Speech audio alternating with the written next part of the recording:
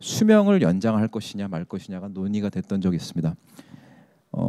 그때 이제 전국의 석탄 발전소 30년쯤 되면은 안에 있는 주기기를 터빈이랑 보일러를 바꿔가지고 자본 비용이 들어오니까 이제 한 10년, 20년 수명을 연장하자 하는 얘기가 됐던 적이 있어서 사실 어찌 보면은 그냥 조용히 수명 연장이 됐을 수도 있었던 케이스인데 이때 당시에 충남도가 이제 양승조 지사님 그리고 그 전에 안희정 지사님 시절부터 석탄 발전이 좀 좋지 않다는 인식을 갖고 계셨어요. 근데 이제 도 내에서 석탄 발전소가 10년 연장이 된다, 20년 연장된다는 얘기를 듣고선 이제 도청과 이제 도의 정치인과 리더들이 이렇게 크게 이제 반대를 하셨던 적이 있습니다. 이게 작은 일 같지만 우리나라 온실가스 배출량의 거의 1년 내지 반년분을 감축시켜 내립니다. 이 5,000 메가와트 이상, 4,000 메가와트 정도의 이제 석탄 발전소의 수명 연장 사업이 중단되고 그로 인해서 석탄 발전을 한 10년 동안 여러 개가 이제 가동됨으로 인한 온실가스 배출량이 방지가 될 수가 있었고 이때 저희가 이제 뒤에서 기여를 좀 한 바가 있었습니다. 그래서 이런 게 보면은 참 효과적으로 굉장히 많은 온실가스를 줄일 수 있었던 일이라고 생각합니다. 저희는 이런 식으로 지금 온실가스 감축하는 데 일을 기여를 하고 있고 2년 전쯤에 2년 반 거의 3년 전인데요. 이 3년 전에 이제 코로나가 이제 중간을 넘어서 그 바이든 대통령 취임하고 나서 바이든 대통령께서 기후 정상회의를 한번 소집하신 적이 있습니다.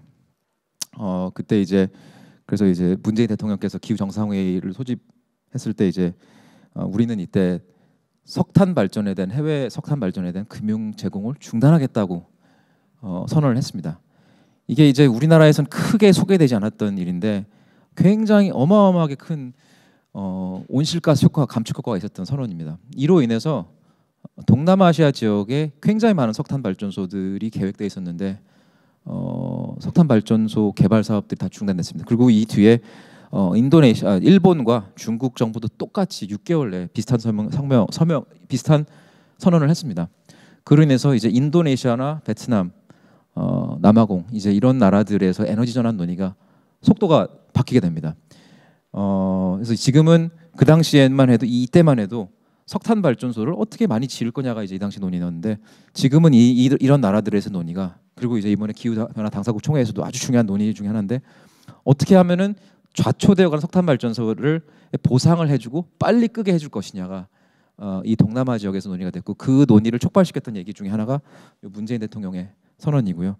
이로 인해서 엄청나게 많은 온실가스가 줄어들 수 있었다 하는 말씀을 드릴 수 있습니다. 우리 경제가 해외로 나가는 만큼 이렇게 그와 함께 이제 배출도 따라간다는 게 이제 문제를 일어나는 걸 이제 이런 걸 보면 알 수 있습니다. 오늘 제가 주로 거의 80~90%를 전력 부문의 탈탄소에 대해서 말씀을 드릴 예정입니다. 특히 재생에너지가 왜 우리나라에서 안 되는지를 말씀을 드리려고 합니다. 왜 그 말씀을 드리는 과학적인 이유는요. 이것 때문입니다. 이게 카이스트가 이제 몇 년 전에 3년 전에 했던 스터디인데요. 뭐 우리나라의 온실가스 배출량을 이제 쭉 눌러 놓으면은 전력 부문은 어떻게 변하는지를 모형 작업을 한 결과라고 보시면 되겠습니다. 통합평가 모형, 어려운 말로 통합평가 모형이라 하는데 쭉 누르면 어떠한 전력 부문 시료떡이 나오는지를 보면 이제 보여주는 그래프인데 이 중요한 거는요. 첫 번째 전력 사용량이 오히려 늘어난다는 겁니다. 전력 사용량이 늘어난 이유는 특히 산업 공정에서 제철, 시멘트 이런 데서 쓰는 공정 중 상당 부분이 전기화가 될 것이기 때문에 전력 사용량이 지금 대비 거의 2배가 될 것이다 하는 게 이제 이 표를 보면 알 수가 있고 두 번째 알 수 있는 거는 이 노란색과 분홍색 부분이 굉장히 늘어난다. 이 노란색과 분홍색이 저희가 흔히 알고 있는 재생에너지들, 풍력과 태양광입니다. 이게 굉장히 늘어날 것이라는 게 이 모델의 결과입니다. 근데 그래서 그만큼 이제 재생에너지를 늘리는 게 아주 중요하다는 거를 알 수가 있는데 안타깝게도 이 탈탄소에 있어서 뭐 여러 가지 얘기들이 나오지만 재생에너지 늘리는 게 가장 중요하다는 걸 이런 걸 보면 알 수 있는데 안타깝게도 우리나라에서는 그러지 못하고 있습니다. 그 얘기를 재생에너지가 왜 안 되는지 풍력과 태양광이 왜 안 되는지 설명하면서 몇 가지 좀 우리 전력 부문이 처하고 있는 이제 난관들에 대해서 좀 말씀을 좀 먼저 드리고 싶습니다. 우리 전력 부문의 전력 산업의 특징 중에 하나가 저는 요 비유를 가지고 말씀을 드리고 싶습니다. 철강과 반도체 이런 물건들과 전기라고 하는 물건의 상품의 어떤 특징이 좀 다른 면이 있습니다. 혹시 뭐 말씀을 해달라고 하면 아마 손 들고 말씀해 주실 분이 없을 것 같으니까 제가 말씀을 드리면은 철강과 반도체는 수출을 합니다. 여러 나라에 갑니다. 철강과 반도체는 유럽도 가고 미국도 가고 일본도 가고 동남아도 가고 아프리카도 가고 남미도 갑니다. 우리의 제품들이 우리나라 조선소에서 배에 붙어가지고 갈 수도 있고 우리나라 제조가 돼가지고 갈 수도 있고 우리나라에서 만들어진 핸드폰을 갈 수도 있고 아니면 원제품 자체가 외국 갈 수도 있습니다. 그렇기 때문에 철강과 반도체는 미국이면 IRA, 유럽이면 CBAM 혹은 전혀 이런 규제와 관련된 아리백 같은 공급망을 탈탄소화시키겠다는 요청에 굉장히 쉽게 노출이 됩니다. 전기는요 그렇지 않습니다. 우리나라는 더욱더 그렇습니다. 우리나라는 전기를 하나도 수출하지 않다 보니까 유럽에서도 전기망이 연결돼 있다고 하지만 사실 전력망과 전력망을 넘어가는 전기는 그렇게 많지는 않습니다. 영국과 유럽 대륙 사이의 전력망을 넘어가는 전기는 그렇게 크지 않습니다. 5% 미만일 겁니다 아마.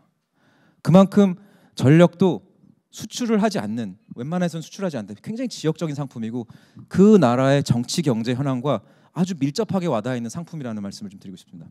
그게 이제 우리나라에서 이 무역 부문에서의 탈탄소화 논의와 전력 부문의 탈탄소화 논의의 속도가 좀 다른 가장 큰 이유 중 하나입니다.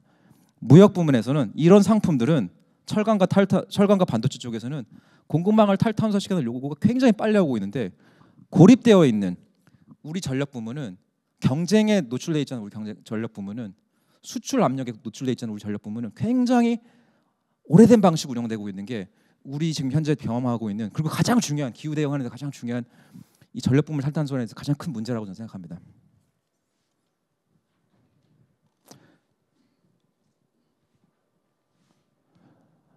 우리나라는 시장 경제 질서입니다.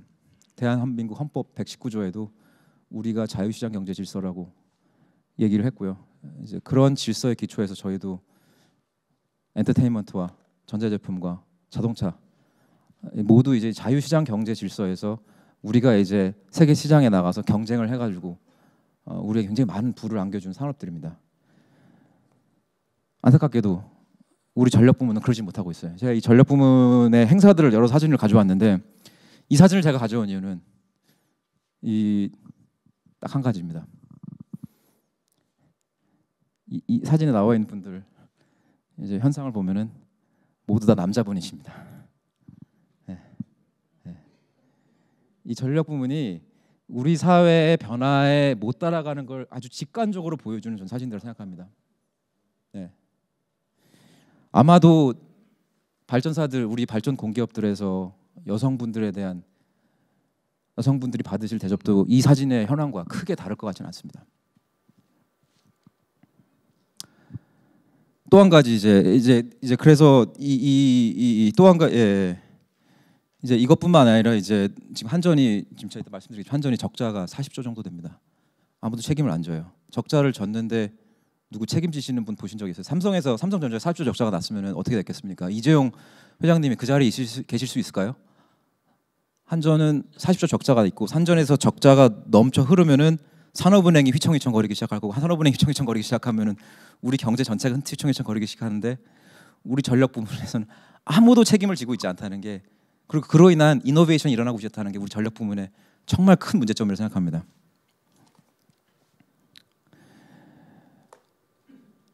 한 가지 또 말씀을 드리고 싶은 게 이 IEA에서 매년 이것도 사실 올해 새로 나왔는데 제가 업데이트를 못 시켰습니다. IEA에서 작년에 나온 숫자인데요. 매년 중반쯤에 세계 에너지 부문 투자가 어디서 일어나는지를 이제 집계를 해서 내놓습니다. 이제 어찌 보면은 전 세계 시장 집계이기 때문에 우리의 수출 시장과 관련된 거거든요. 우리의 물건이 어디로 수출될 수 있는지 보여주는 건데 보시면 알겠지만 초록색이 재생에너지인데 많이 늘어나고 있고요. 거의 이제 11년, 15년에서 지금 한 1.5배, 거의 2배 가까이 늘어났고 위에 개통 투자가 이제 뭐 끊임없이 많고요. 요 갈색 부분이 fossil fuel power라고 화석연료, 석유와 가스와 석탄 발전 모두를 합친 건데 뭐 저거는 계속 조금씩 줄어들고 있습니다. 우리 사회에서 큰 논란이 되고 있는 원자력은요, 노란색입니다.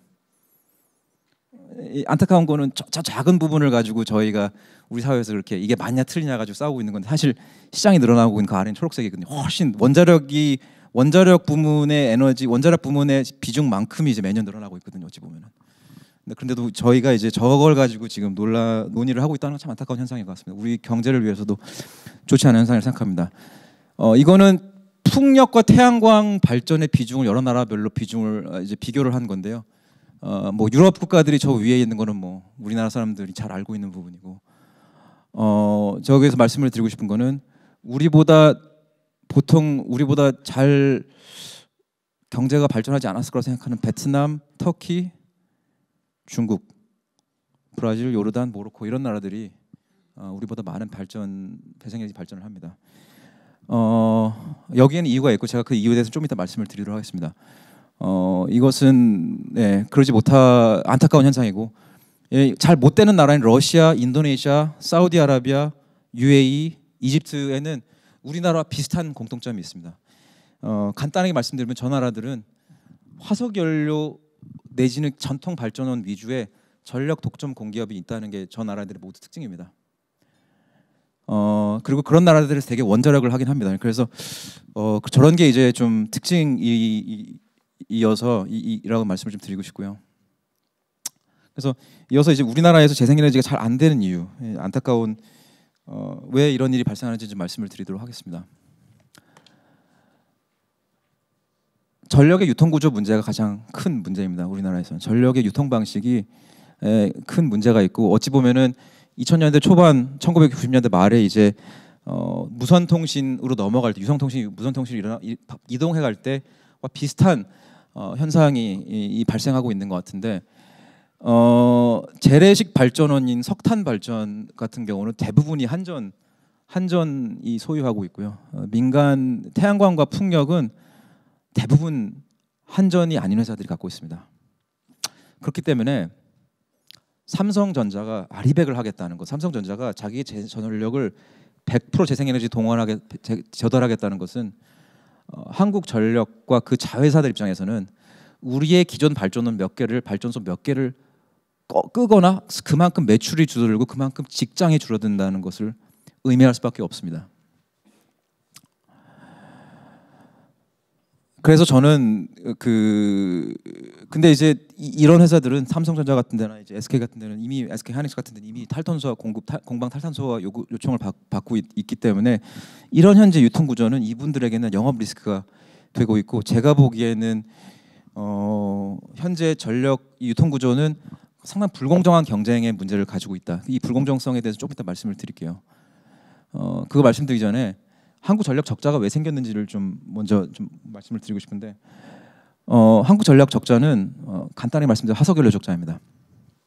러시아의 우크라이나 침공 이후 화석연료가 굉장히 비싸졌습니다. 굉장히 비싸졌고, 그로 인해서 한국전의 전력 구입 금액이 이렇게 변했습니다. 이렇게 보시면 알겠지만 이게 2022년 1분기와 2021년 1분기를 비교한 걸로 저는 기억하는데, 석탄 발전 구입 금액이 4.6조 정도 늘어났고요. 4.7조. 그다음에 가스 금액이 한 8.4조 정도 늘어났습니다. 합쳐서 이제 뭐 8.1조 원 정도, 1분기에만 8.1조 원 추가 부담이 생겼다고 얘기를 합니다.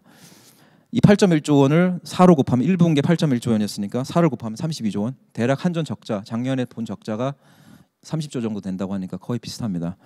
화석연료 적자라 보셔도 되고요. 이 언론에 보면 조금 전에 제가 기사를 소개하겠지만, 언론에서 보면은 이게 재생에너지 때문에 생겼다고 얘기하고 원전 때문에 생겼다고 하지만, 안타깝게도 재밌게도 원전 발전 대금은 오히려 조금 늘어났고 뭐 큰 차이가 없습니다. 저 파란색 위에 있는 거. 그다음 밑에 있는 저기 재생에너지 대금은 오히려 줄었습니다. 그래서 이 뒤에 나와 있는 것처럼 김덕철 사장님께서 무리한 탈원전 신재생 확대 정책으로 인해서 이게 생겼다는 거는 사실 저희가 아무리 숫자를 들어봐도 잘 이해가 가지 않는 부분입니다. 화석연료 때문에 전력 적자가 생겼다고, 늘어났다고 봐야 될 것 같습니다. 재생에너지가 비싸다, 석탄보다 비싸다, 가스보다 비싸다는 얘기는 이런 걸 보면은 거짓말임을, 지금 현재는 현실과 다름을 쉽게 알 수 있다고 생각합니다. 그럼에도 불구하고 사람들은 참 재밌게도 자기가 익숙하지 않은 현실은 부인하고자 하는 경향은 좀 있습니다.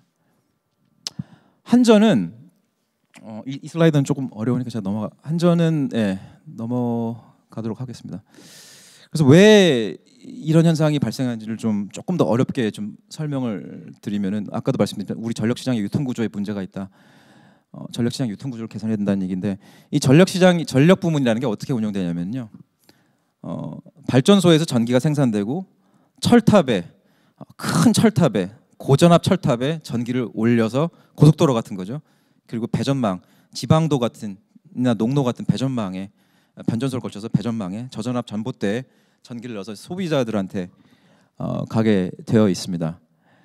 근데 이 소유 구조를 보면은 저쪽에 이 생산하는 쪽은 한 60-70% 정도가 이제 한전이 갖고 있고, 재생에너지 발전은 한전이 굉장히 낮고 비한전 회사들이 훨씬 비중이 높고, 이제 재래식 발전은 아무래도 한전이 굉장히 비중이 높습니다. 그리고 이제 송배전망이 거의 한전이 운영하고 있고, 중간에 전력거래소라는 이제 고속도로 톨게이트와 같은 기능을 하는 회사가 있습니다.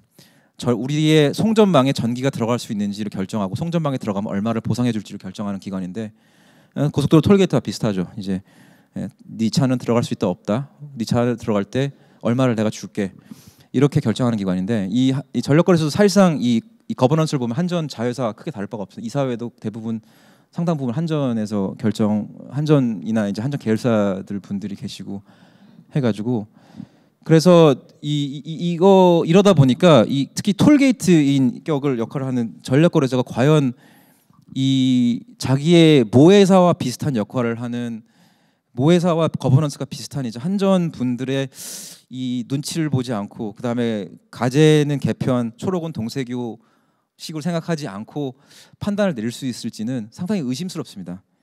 그리고 이 과정에서 재생에너지 발전사들은 굉장히 괴롭게, 굉장히 어렵게 이 발전사들과 경쟁을 해야 되는, 한전 발전사들과 경쟁해야 되는 상황이, 제주도가 아주 그거에 대한 대표적인 예입니다. 제가 방금 전에 이만희 장관님께서 발표했을 때 제주도의 실시간 재생에너지 발전 현황을 살펴봤는데, 오늘은 날씨도 좀 흐리고 조금 낮아야 되는 날입니다. 제주도 아마 눈이 아침에 온다는 얘기를 들었는데, 근데 오늘 제주도에서 재생에너지 발전량이 전체 개통 수요 대비 20%입니다.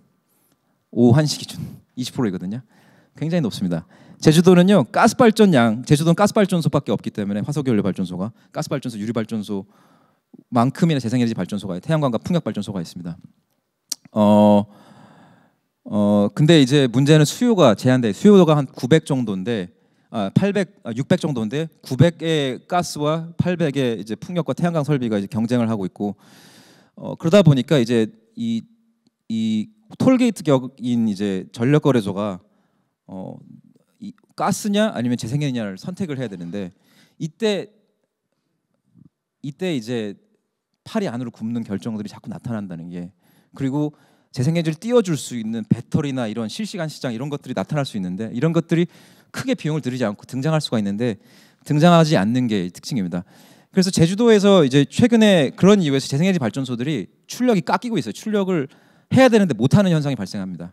그 이유가 뭔지를 자세히 들여다보니까, 이게 재생에너지가 늘어났기 때문이 아니라 가스발전소가 늘어났기 때문에 재생에너지가 출력 제어를 당하고 있습니다. 보시면은 재생에너지 풍력 전체의 발전량은 17년, 18년, 19년, 20년 거의 비슷했습니다. 근데 가스 발전소들이 이제 성능 개선을 하고 용량이 커지면서 막 들어오기 시작해요.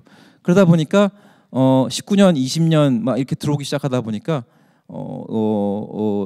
출력 제어 횟수가 막 46회, 77회로 늘어나게 됩니다. 그래서 제주도에서 태양광 발전, 풍력 발전 출력 제어가 발생하는 이유는 태양광과 풍력이 늘어나서가 아니라 가스 발전소가 늘어나서 생긴 현상이라고 말씀을 드리고 있습니다. 비슷한 이유에서 전력망을 탈탄소화해야 되는 우리 기업들도 탈탄소화 시켜야 되고, 이제 그러려면 삼성전자가 용인과 평택에 공장을 짓는데 그 발전소 그 공장의 전기 사용 용량과 맞먹는 해상 풍력 발전소를, 아니면 태양광 발전소를 이렇게 이제 계약을 체결해서 전력을 공급받아야 되는데, 이거를 이제 공급받는 방식이 PPA, 파워 퍼체스 어그리먼트라는 걸 통해서인데, 직접 이들 발전소가 계약을 통해서 해야 되는데 이게 안 되는 겁니다. 왜?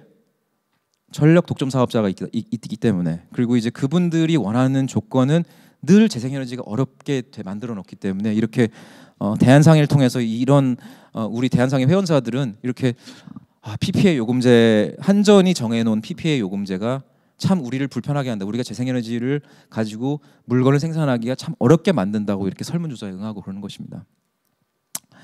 재생에너지가 안 되는 두 번째 이유를 좀 말씀드리도록 하겠습니다. 이제 아까까지 유통구조에 대해서 말씀을 드렸는데 두 번째 이유에 대해서 말씀을 드리도록 하겠습니다. 이 오른쪽에 있는 요게 아마 함양군일 것 같은데, 함양군에 있는 국법, 국회가 정한 법, 그다음에 이제 시행령 조례 에 의한 이제 각종 이격거리 기준들을 쭉 이렇게 중첩을 시켜놓으니까 이렇게 됩니다. 이 파란색 부분에서만 사실상 태양광 발전이 가능한 상황이 발생합니다. 이게 1%도 안 되는 면적에서 태양광 발전이 가능하게 되는, 이게 순전히 규제 때문인데, 이게 어떤 규제들이 있는가 하면요, 농로로부터 1km, 그러니까 농로는 경운기들만 다니는 흙길에서 1km 떨어진 곳에 태양광 발전소 설치해서는 안 된다는 규제들이 막 있어요. 500m 안 된다. 뭐 이런 것들을 쭉 고속도로로부터 뭐 몇 킬로 막 이런 것들이 있다 보니까 태양광 발전소를 순전히 규제적인 이유 때문에 설치를 못합니다. 이러다 보니까 이제 이런 한때는 이런 규제가 오히려 없는 개발 행위 허가를 안 받아도 되는 산지 쪽으로 태양광 발전소들이 갖고, 그러고 나서 산사태 태양광 얘기가 나오고 그랬었던 거죠. 순전히 규제적인 문제 때문에 이런 게 발생합니다. 마찬가지로 해상풍력 사업도 발전 사업을 하겠다고 신청한 곳들은 엄청 많습니다. 오히려 목표보다 더 많습니다. 우리나라 목표가 20기가와트였는데 20기가와트보다 더 많이 사업 허가를 받았는데 정작 보급된 거는 0.1기가와트, 1%도 안 되는 양만큼 보급이 됐습니다. 이것이 발생하는 이유는 규제 때문입니다. 대부분은 기초지자체와 광역지자체가 권한을 가지고 있는 규제들. 해상풍력 사업은 제가 알기로는 한 30개 정도 인허가를 받아야 되는데 대부분은 기초지자체와 광역지자체가 그 권한을 갖고 있습니다. 그래서 왜 우리나라 정부는 이런 것을 만들 수 있는 캐파가 있었음에도 불구하고, 물론 지금 이런 시설들이 되게 굉장히 온실가스 집중적으로 많이 발생한 시설들이긴 하지만 이게 이제 우리 현재 경제 성장의 바탕이 되고 여기선 중앙정부 리더십이 굉장히 중요했는데 왜 이걸 못하느냐, 안타깝습니다. 사실 중앙정부가 상당히 어떻게 보면은 지자체의 혼란스러운 규제를 좀 정리를 해주면 태양광 발전소나 해상풍력 발전소도 많이 생길 수가 있을 텐데, 그리고 이제 그게 이제 포스코의 광양제철소 같은 게 생길 수 있었던 이유라고 생각하는데 그러지 못하는 게 굉장히 안타깝습니다. 마침 이제 오늘 이제 의원님 오신 분들께도, 의원님들도 많이 오셔가지고 이제 말씀을 드리긴 했지만, 국회에서도 이 해상풍력 쪽에서의 그 인허가를 간소하게 하려고 하는 해상풍력 촉진법이 좀 계류 중입니다. 그래서 이번 21대 국회가 끝나기 전에 제발 좀 저는 통과가 됐으면 하는 바람입니다. 예. 그리고 이제 이 인허가 문제가, 이제 인허가가 이격거리 규제 같은 게, 태양광 이격거리 규제 같은 게 심해진 게 오히려 문재인 정부 들어서였다고 볼 수 있겠습니다. 보시면 알겠지만 태양광 발전소의 인허가 건수는요, 문재인 정부가 들어서기 전에 많이 늘어났습니다. 많이 늘어났다가 문재인 정부 들어서 에너지가 정치적인 문제가 되면서 이렇게 오히려 떨어졌거든요. 그래서 이번 정부에서도 어찌 보면은 전전 정부의 어떤 모습을 따라서 이렇게 태양광 발전소, 풍력 발전소에 대해서 좀 열려 있는 자세를 좀 보여주시면 어떨까 하는 생각이 듭니다. 마치 이제 이번에 캅 28에서도 이러한 재생에너지가 안 되는 이유와 비슷한, 제가 말씀드린 것과 비슷한 얘기들이 나왔습니다. 캅의 1주차에 이 아주 중요한 서약이 나왔는데, 우리나라도 가입했고 130여 개 국가가 가입한 서약인데요. 전 세계 재생에너지와 에너지 효율 서약이 나왔습니다. 우리나라를 비롯한 130개 국가가 가입을 했고요. 그리고 여기에 재생에너지 3배, 에너지 효율 2배가 들어가고, 이게 결국은 캅 마지막에 채택된 선언문에 반영이 됐는데요. 여기서 그 재생에너지랑 에너지 효율이 높아지기 위해서는 어떤 일이 일어나야 되는지를 이 서약에서, 우리나라가 설명한 이 서약에서 얘기하고 있는데, 인허가를 촉진해야 된다. accelerate permitting을 해야 된다. 그 다음에 세 번째 포인트를 보면은 시장 설계와 인센티브에 대해서도 이렇게 좀 개선이 있어야 된다. 아까 그리고 이제 시장 구조가 좀 바뀌어야 된다는 얘기를 합니다. 그래서 지금 제가 말씀드린 것과 비슷한 얘기가 우리나라의 문제뿐만 아니라 인도네시아나 사우디아라비아나 러시아에서 태생해지가 잘 안 되는 이유이기도 합니다. 그래서 예, 말씀을 드리고요. 마지막으로 약간 이제 약간 곁다리로 가스의 문제에 대해서 말씀드리도록 하겠습니다. 제가 이제 몇 년간 이제 기후 변화 관련된 일을 하면서 느끼는 것은 사실 저도 이 사람들의 인식 수준이 굉장히 빠르게 올라가고 있다. 오늘 ESG 학회와 토마토 뉴스가 이제 이런 행사를 하는 것도 사실 그거를 반영한다고 생각하는데요. 석탄 발전의 이 나쁜지는 사실 저도 10년 전에는 잘 몰랐습니다. 석탄 발전과 관련된 일을 많이 했지만 저도 알게 됐고 이제 그 문제가 있다고 얘기를 조금 하니까 이제 전 사회적으로 이제 문제가 있다 생각하고 석탄 발전이 좋다고 얘기하는 사람 우리나라에서 보면 그렇게 많지는 않습니다. 그리고 이제 뭐 인류가 집단 자살하려고 하는 것이 아닌 이상 온실가스를 많이 함유하고 있는 물건, 온실가스를 많이 함유하고 에너지원은 앞으로는 자발적으로 규제에 의해서 그리고 윤리적으로 나쁜 것이 될 가능성이 상당히 큽니다. 석탄도 그런 과정을 거치고 있습니다. 이번에 캅28 선언문에 화석연료라는 표현이 나갔죠. 화석연료를 전환해야 된다는 얘기가 나오는데 그게 화석연료, 석유와 가스가 이거는 손을 대서는 안 되는 자산이라는 사람들의 생각이 시작되는 계기 같다고 보시면 되겠습니다. 내년에는 몇 년 뒤에는 더 센 얘기들이 나오기 시작할 거거든요. 캅에서도. 이제 그런 것처럼 가스도 지금까지는 우린 전환을 위해 쓰는 연료가 아니겠냐는 얘기를 하지만 가스도 상당히 많은 온실가스 이 함량이 있는 겁니다. 그리고 이제 메탄이라는 것 자체가 천연가스는 메탄이거든요. 메탄은 온실가스 함도가 굉장히 높은 80배 이상의 온실가스 효과가 온난화 효과가 있는 에너지원입니다. 원료입니다. 그래서 가스 역시 이제 그런 일이 발생할 수 있는가 석탄의 길을 가게 되는 시작이 되지 않을까 생각이 드는데요. 우리나라는 가스 발전도 많지만 전 세계 가스 공급망에서 굉장히 중요한 역할을 합니다.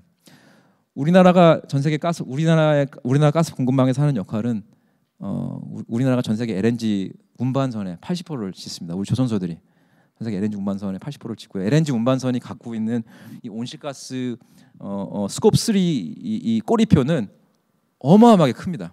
그렇기 때문에 LNG선을 짓지 말자는 얘기가 이제 나오고 있거든요. 나오고 있는데 이것도 근데 우리 조선업이 여기에 많이 노출되어 있고 이게 이제 우리 조선업의 호황이 계기가 됐는데 이런 산업도 이제 어떻게 하면 연착륙을 시킬 건지 우리 정부가 슬슬 고민해야 되는 게 아닌가 싶습니다. 예, 그렇습니다. 그래서 오늘 제가 준비한 건 여기까지고요. 다시 한번 오늘 이 자리를 마련해 주신 뉴스토마토와 ESG 학회 국회 ESG 포럼에 감사 말씀드립니다. 네, 첫 번째 강연을 멋지게 마무리해 주신 김주진 대표님께 여러분 다시 한번 박수 부탁드리겠습니다.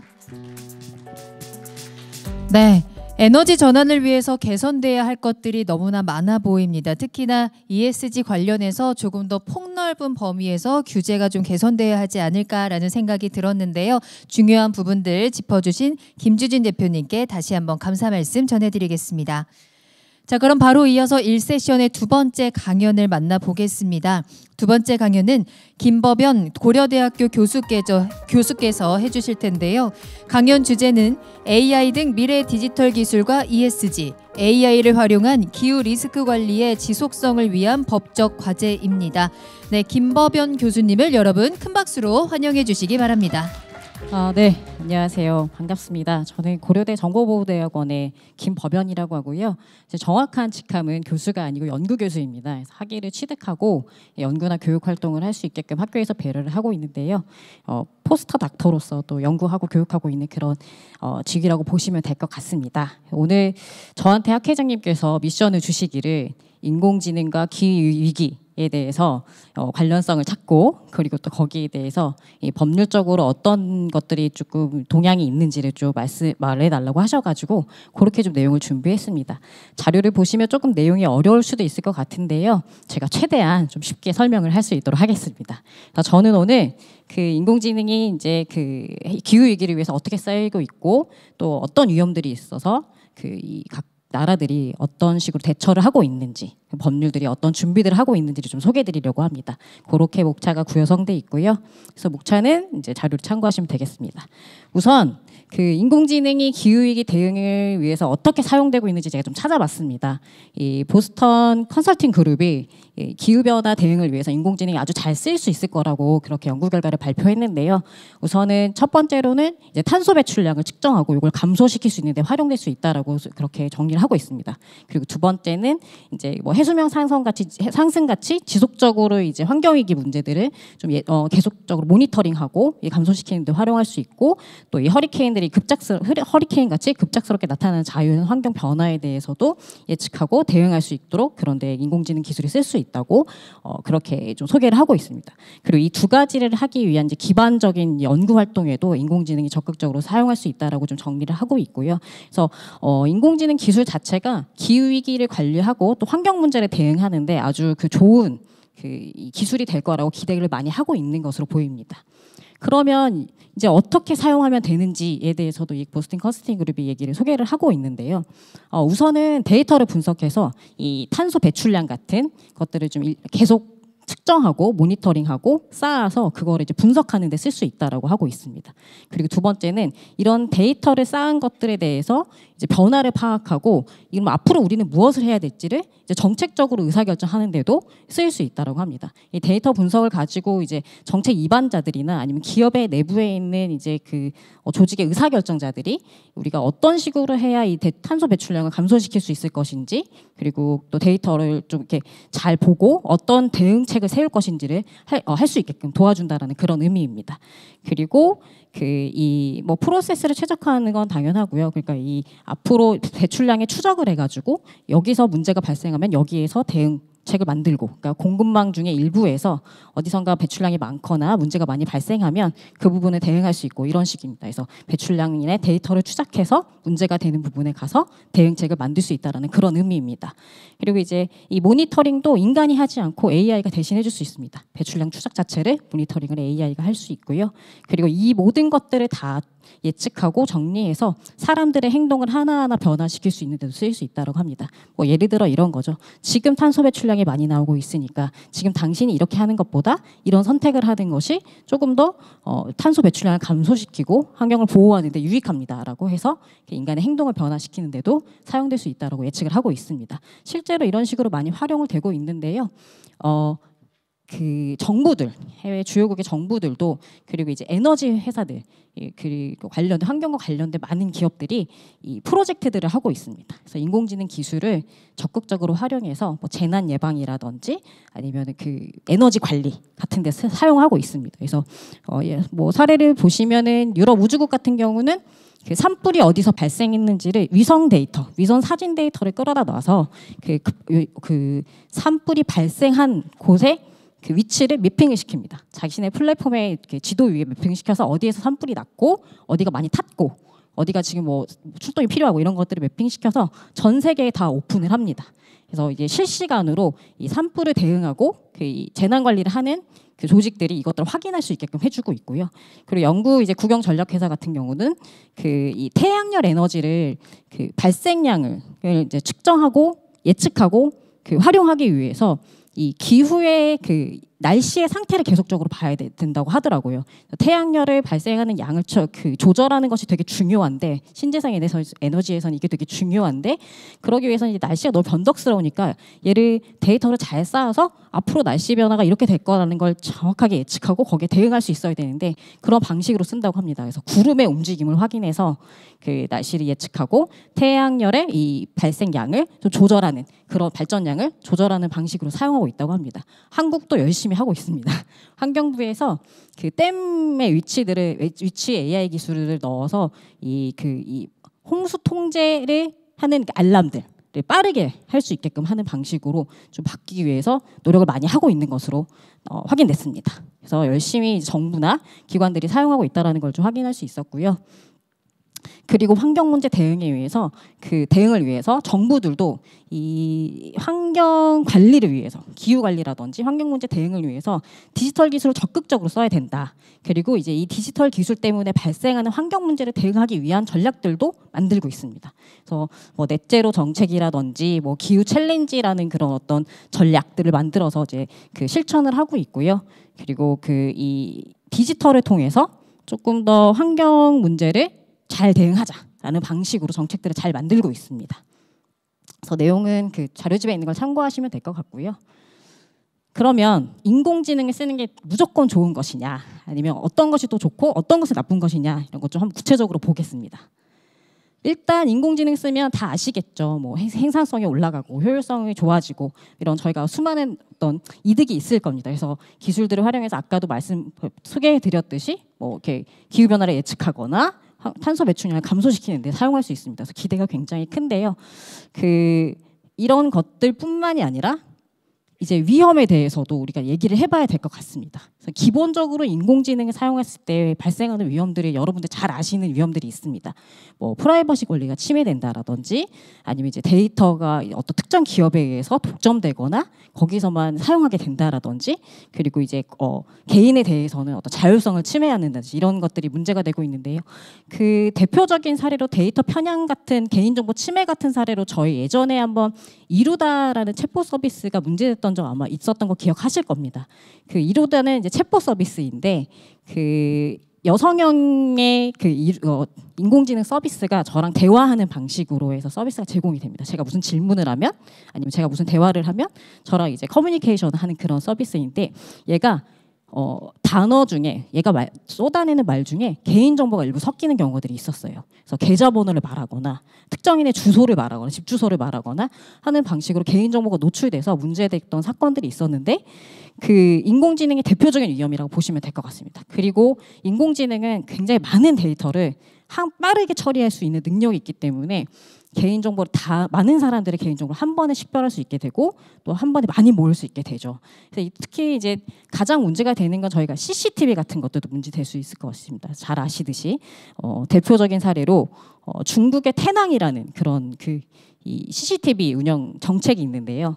그 사람들의 얼굴을 인식해서 그 사람의 감정을 파악하거나 그 사람의 이동 동선을 파악합니다. 근데 이게 어디에 활용되냐면, 중국 같은 경우는 신장 위구르 같은 지역이 있잖아요. 그래서 독립을 원하는 그런 지역의 주요 인사들을 이제 약간 사찰하고 감시하는 데 많이 쓰입니다. 그리고 뭐 이런 데도 쓰인다고 하더라고요. 최근에는 인공지능 기술이 많이 발전해가지고 감정 상태도 확인하게 하는 거예요. 약간 거짓말 탐지기처럼. 그래서 너가 얼마나 공산당에 충성하는지를 인공지능으로 파악하는 거예요. 그래서 어떤 질문을 했을 때 그 사람이 대답하는 얼굴의 표정, 그리고 말투, 말의 속도, 뭐 이런 것들을 다 판단해서 이 사람은 지금 거짓말입니다, 아닙니다를 판단해 주는 거예요. 그럼 거짓말이라고 인공지능이 하면 너는 공산당에 충성하지 않는 사람이야 라는 그런 결론을 내는 거죠. 그래서 이런 식으로도 활용되고 있어서 굉장히 광범위하게 프라이버시 권리가 침해되거나 아니면 이제 이런 문제들이 발생하고, 또 다른 문제는 잘 아시겠지만 편향 문제나 불평등 문제가 발생한다는 그런 이슈도 있습니다.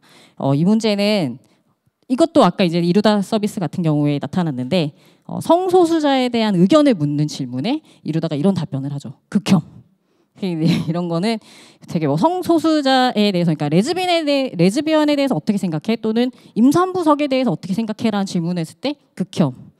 너무 싫어. 이런 식으로 대답을 하는 거죠. 그래서 사실은 그런 것들이 인공지능이 대답한다고 해서 어떤 뭐 법률적 위반이 발생하거나 큰 리스크가 발생하는 게 문제는 아니지만, 지속적으로 저희가 편향이라든지 불평등 문제는 해소해야 되는 어떤 가치를 담고 있는데, 이런 가치를 훼손시키는 그런 일들을 벌이니까 또 사회적 문제가 되고 있습니다. 그래서 인공지능의 위험으로 대표적으로 이런 것들이 좀 나오고 있고요. 그리고 최근에는 생성형 AI가 등장하면서 또 다른 문제들이 발생하고 있습니다. 이거는 챗GPT를 대표적인 예로 보시면 될 것 같은데, 챗GPT 같은 생성형 AI들은 이용자가 어떤 요구를 했을 때 거기에 맞춰서 대답을 해주는, 필요한 걸 정보를 제공해주는 그런 것들을 생성형 AI라고 하거든요. 새로운 걸 만들어준다고 해서 생성형 AI인데, 뭐 이런 거죠. 제가 텍스트로 우주에 떠다니는 고래의 그림을 그려줘 라고 하면 그 그림을 그려줘서 저한테 이미지 파일을 주는 거죠. 이런 방식으로 생성형 AI가 사용하고 있는데, 그러면 그 그림을 만들기 위해서 이 AI 서비스는 어마어마한 그림 데이터를 모아야 합니다. 그래서 고래에 대한 그림을 모으고 우주라는 그림에 대해서 모으고 데이터를 학습해서 얘가 이걸 그릴 수 있는 상태에 놓여야 되는 거예요. 그러니까 엄청난 양의 데이터를 쓰고, 그렇게 되면서 그림이나 이런 것들을 가져오는 것은 누군가의 저작권이 있는, 권리가 있는 그런 데이터인 거잖아요. 그래서 권리 침해가 발생하는 상황들도 발생하고 있습니다. 그리고 환경의 관점에서는 더 심각한 문제가 발생하는데 여러분 잘 아시겠지만 대표적인 예가 AI를 써서 무슨 환경 문제가 발생할 수 있어? 라고 의문을 가지실 수도 있는데 저희가 데이터 센터를 운영하게 되죠. 아까 말씀드렸던 대로 AI는 굉장히 광범위하고 엄청난 양의 데이터를 학습하게 됩니다. 이 학습하고 얘가 이 데이터를 저장해서 처리하기 위해서는 어마어마한 양의 데이터 서버와 센터가 필요하거든요. 근데 얘를 돌리기 위해서 서버에서는 운영하기 위해서는 계속 열이 발생하거든요. 열을 다 낮추기 위해서 냉각수를 씁니다. 그 냉각수에 들어가는 물의 양이 어마어마합니다. 그리고 얘를 훈련시키기 위해 돌아가는 서버의 전력량이 엄청난데 당연히 탄소 배출이 어마어마하게 되게 되는 거죠. 그래서 이 문제가 굉장히 심각해서 지속적으로 문제가 제기가 되고 있는 상태입니다. 그래서 이 챗GPT 같은 경우는 챗GPT 3 지금은 4인데 3를 학습하기 위해서 사용된 전기량이 이 미국에 있는 120가구의 1년 전기 소요량이라고 동일하다고 어떤 기사에서는 뭐 전 세계 인구가 1년 사용하는 양이라고 하긴 했는데 이 1년 가장 이제 유력한 내용은 연구 결과는 정확한 연구 결과는 미국에서 있는 120가구의 가구가 1년 동안 사용하는 평균 전기 사용량이라고 하더라고요. 그리고 저희가 챗GPT를 대화하면서 질문 1개, 뭐 한 25개에서 50개 정도의 대화 커뮤니케이션을 하는 그 상태에서 쓰는 물의 양이 500ml. 여기 지금 앞에 있는 이 물의 양을 쓴다고 합니다. 그래서 이렇게 되니까 당연히 환경 문제가 AI를 단순히 사용하는 것만으로 또 발생한다라는 그런 지적들이 많이 있습니다. 그리고 또 추가적으로 다크 데이터도 문제가 되는데요. 저희가 이제 메일에 들어있는 처리하지 않고 있는 쌓여 있는 스팸 메일들 그리고 이제 알집을 풀고 남겨져 있는 원래 이제 압축된 파일들 그런 것들이 다 얘를 이제 보존시키기 위해서 서버가 계속 돌아야 되는데 여기서 계속 열이 발생하고 탄소가 배출되고 또 얘를 또 서버를 유지하기 위해서 물을 쓰고 전기를 쓰고 하는 그런 상황이라서 이 다크 데이터 문제도 이 생성형 AI가 나타나기 전부터도 계속 환경 문제로 계속 지적되고 있던 상황입니다. 그래서 AI를 쓴다는 부분이 이 환경적으로는 이런 리스크가 있다라고 설명을 드리고 넘어가도록 하겠습니다. 그러면 아까 말씀드린 대로 인공지능이 나타내는 이런 여러 가지 위험들, 프라이버시를 침해하고 또 데이터 독점이 발생하고 편향이나 불평등한 그런 사회적 문제들을 유발시키고 이런 것들에 대해서 통제하기 위해서 해외 주요 국가들이 법률안을 만들기 시작했습니다. 그래서 한국도 지금 이 법안이 올라가 있는 상태이긴 한데요. 그것들을 한번 소개해드리도록 하겠습니다. 애초에 인공지능 자체가 발생시키는 위험은 법률로 통제가 어렵다라고 생각을 했었어요. 그래서 인공지능 위험이 가시화되던 한 2017년, 18년 이때쯤에는 야 이거는 법으로 규제해봐야 소용없는 일이다. 그렇지 않습니까? 아까 말씀드렸던 성소수자에 대한 차별적 발언을 하거나 아니면은 무슨 시스템에서 어떤 특정 인종, 흑인을 차별하거나 하는 것들은 사실은 법률에 위반한다고 보기는 좀 어렵거든요. 저희가 여담으로 차별금지법 이런 것들 얘기하긴 하겠지만 어쨌거나 가치 판단을 하는 일들은 법률에 위반한다라고 하기는 좀 어려운 것들이 좀 있습니다. 그리고 나타나는 위험 자체가 아주 특정적이지 않아요. 어떨 때는 프라이버시 침해가 발생하기도 하고 어떨 때는 얘가 헛소리를 하기도 하고 또 이런 데이터 문제 같은 경우나 개인정보 같은 경우는 기존의 법률로 환경 문제 같은 경우는 기존의 법률로 해소할 수 있는 부분들이 일부 있습니다. 그러니까 얘를 법률로 하기보다는 야 이거는 만드는 사람들이 윤리적으로 도덕적으로 만들게 하는 게 중요하겠다. 그래서 그 사람들의 생각을 어떤 원칙을 정하고 거기에 맞춰서 인공지능을 개발하게 하는 게 좋겠다.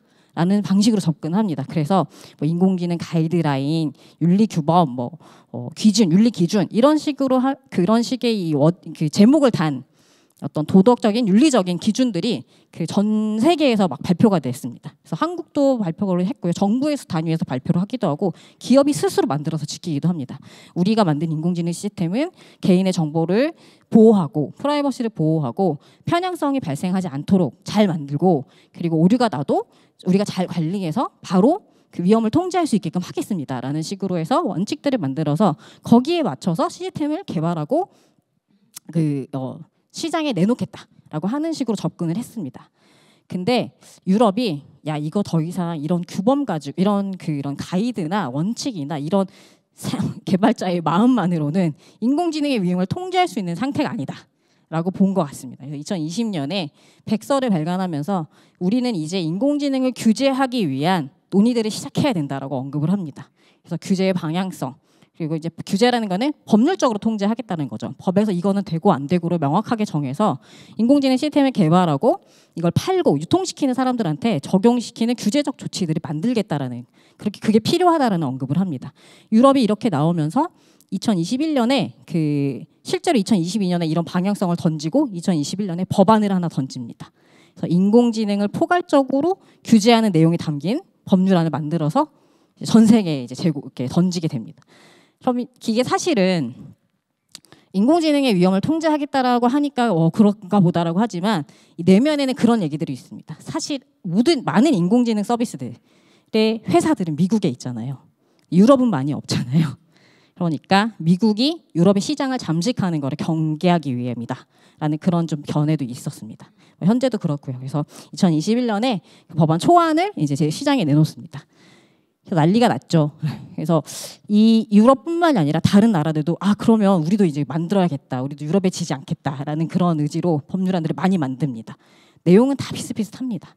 근데 어쨌거나 이 유럽이 이 법안을 던진 이면에 아까 이제 미국의 시장 진출, 유럽 시장으로의 진출을 좀 막아보겠다는 것도 있고, 그리고 이 인공지능에 관한 규제나 어떤 원칙들, 통제 원칙들을 선점하겠다라는, 내가 그걸 발표해서 내가 유럽 시장이 이거를 앞으로 선도적으로 나가겠다라는 그런 의지도 있었거든요. 그러니까 지지 않겠다라는 의사표시겠죠. 그래서 영국이라든지 캐나다라든지 한국도 그렇고 법률안을 만듭니다. 중국도 이 생성형 AI에 대해서 통제하겠다는 그런 법률을 만들어서 지금 시행하고 있습니다. 미국의 경우는 지금은 현재 그냥 어떤 방향성, 의지, 그리고 이제 행정기관들한테 니네가 어떻게 해야 된다라는 그런 가이드만 던져진 상태라고 보시면 될 것 같습니다. 그럼 구체적으로 어떤 내용들이 있는지를 한번 보시면 좋을 것 같은데요. 일단은 인공지능이 발생시키는 위험을 정도로 구분을 하는 그런 접근을 합니다. 그래서 인공지능이 이렇게 쓰였을 때는 우리가 이렇게 쓰이는 거 너무 위험하니까 쓰지 않아야 된다라고 해서 금지되는 인공지능의 활용, 어떤 금지되는 인공지능의 영역, 이런 것들을 정하는 방식들을 하고요. 그리고 요 정도는 너무 위험하니까 우리가 통제해가면서 쓰자, 규제해가면서 쓰자라고 하는 방식으로 하고, 아니면은 이건 우리가 이 정도 위험을 수용할 수 있어라고 해서 인공지능이 발생시키는 위험을 유형화하거나 아니면은 인공지능이 쓰여지는 어떤 영역을 구분하는 방식을 합니다. 그래서 예를 들면 이런 거죠. 저기 첫 번째 이유에 용인할 수 없는 위험이라고 하는 거는 아까 제가 말씀드린 중국의 태낭 서비스 같은 거는 하지 말라는 거예요.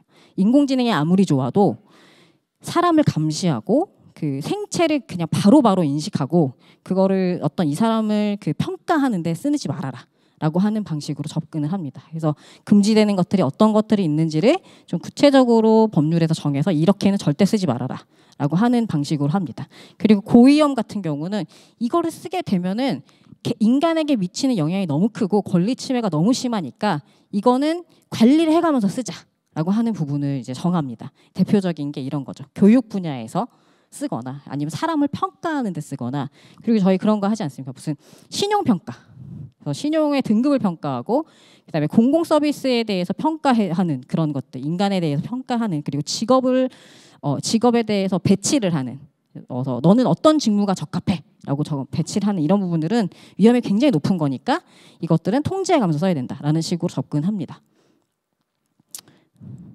네. 그리고 이제 그러면 도대체 인공지능이 뭐냐라고 하는 것도 되게 중요한 이슈가 됩니다. 저희가 지금 인공지능이라고 보는 것들은 저희 마음속에 다 다른 걸 상상하실 겁니다, 아마.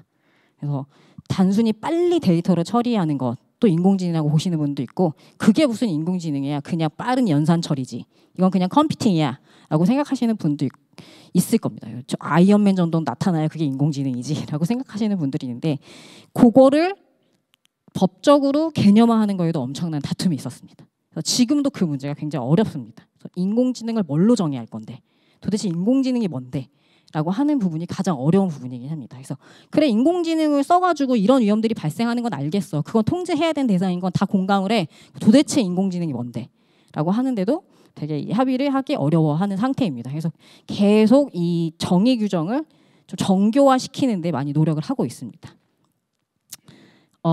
그리고 그러면 도대체 인공지능을 어떻게 위험을 통제하겠다는 건데, 그래 고위험이라는 게 있는 건 알겠어. 교육분야에서 교육분야에서 쓸 때는 이런 것들이 필요한 어떤 위험 관리가 필요한 걸 알겠는데 그럼 어떻게 할 건데라고 했을 때 뭐 데이터 관리 뭐 이런 것들 시킵니다. 그래서 데이터는 보통 인공지능을 쓸 때는 데이터를 이 학습하는 어떤 내용이 가장 중요하지 않습니까? 그래서 그걸 갖다 쓰는 데이터가 어떤 상태에 놓여 있는지가 되게 중요한데 이 안에 개인정보가 많이 섞여 있어도 안 되고 이 안에 어떤 편향적인 내용이 포함돼서도 안 되고 어디 한 곳에 있는 데이터만 갖고 와서 이 부분에 대해서만 유리하게 판단해서는 안 되고 이런 것들을 다 사전에 점검해서 이 없애는 작업들을 하라는 걸 합니다. 그래서 아까 이루다 같은 서비스 같은 경우는 개인정보를 다 필터링하게 되는 거죠. 개인정보가 나타나면 걸러내는 거죠. 그 안에 데이터 포함되지 못하게 빼버리는 겁니다. 그리고 만약에 뭐 이렇게 부정적인 발언들, 욕설들이 들어가게 되면 그것도 다 빼는 거죠. 대화 데이터니까 말을 워딩을 빼버립니다. 얘가 배우지 못하게.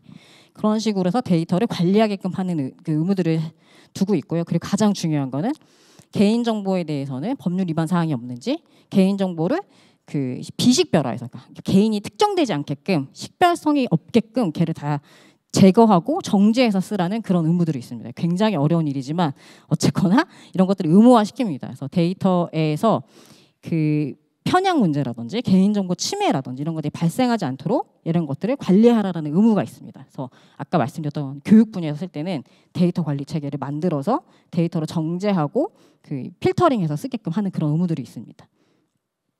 그리고 나타나는 위험이 뭔지를 네가 알아서 얘를 다 최소화시키는 방법들을 만들어라고 하는 의무화 규정도 있습니다. 이 얘기는 뭐냐면 내가 이루다를 만들어내서 바깥에 시장에 내보내는 제공자라 한다면 이루다가 발생시킬 위험이 뭔지를 제가 파악을 하는 겁니다. 얘가 헛소리를 할 수도 있겠구나.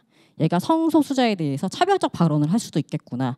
그리고 누군가 개인정보를 통해서 개인정보를 막 나타내서 개인정보 자기결정 같은 프라이버시 침해할 수도 있겠구나 라는 것들을 다 미리 예측을 해서 그럼 진짜 실제로 그 위험이 나타났을 때는 어떻게 할 거냐 스스로 이제 체계를 만들고 대응할 수 있게끔 방법들을 만들어서 시장에 내보내라는 그런 의무들이 있습니다.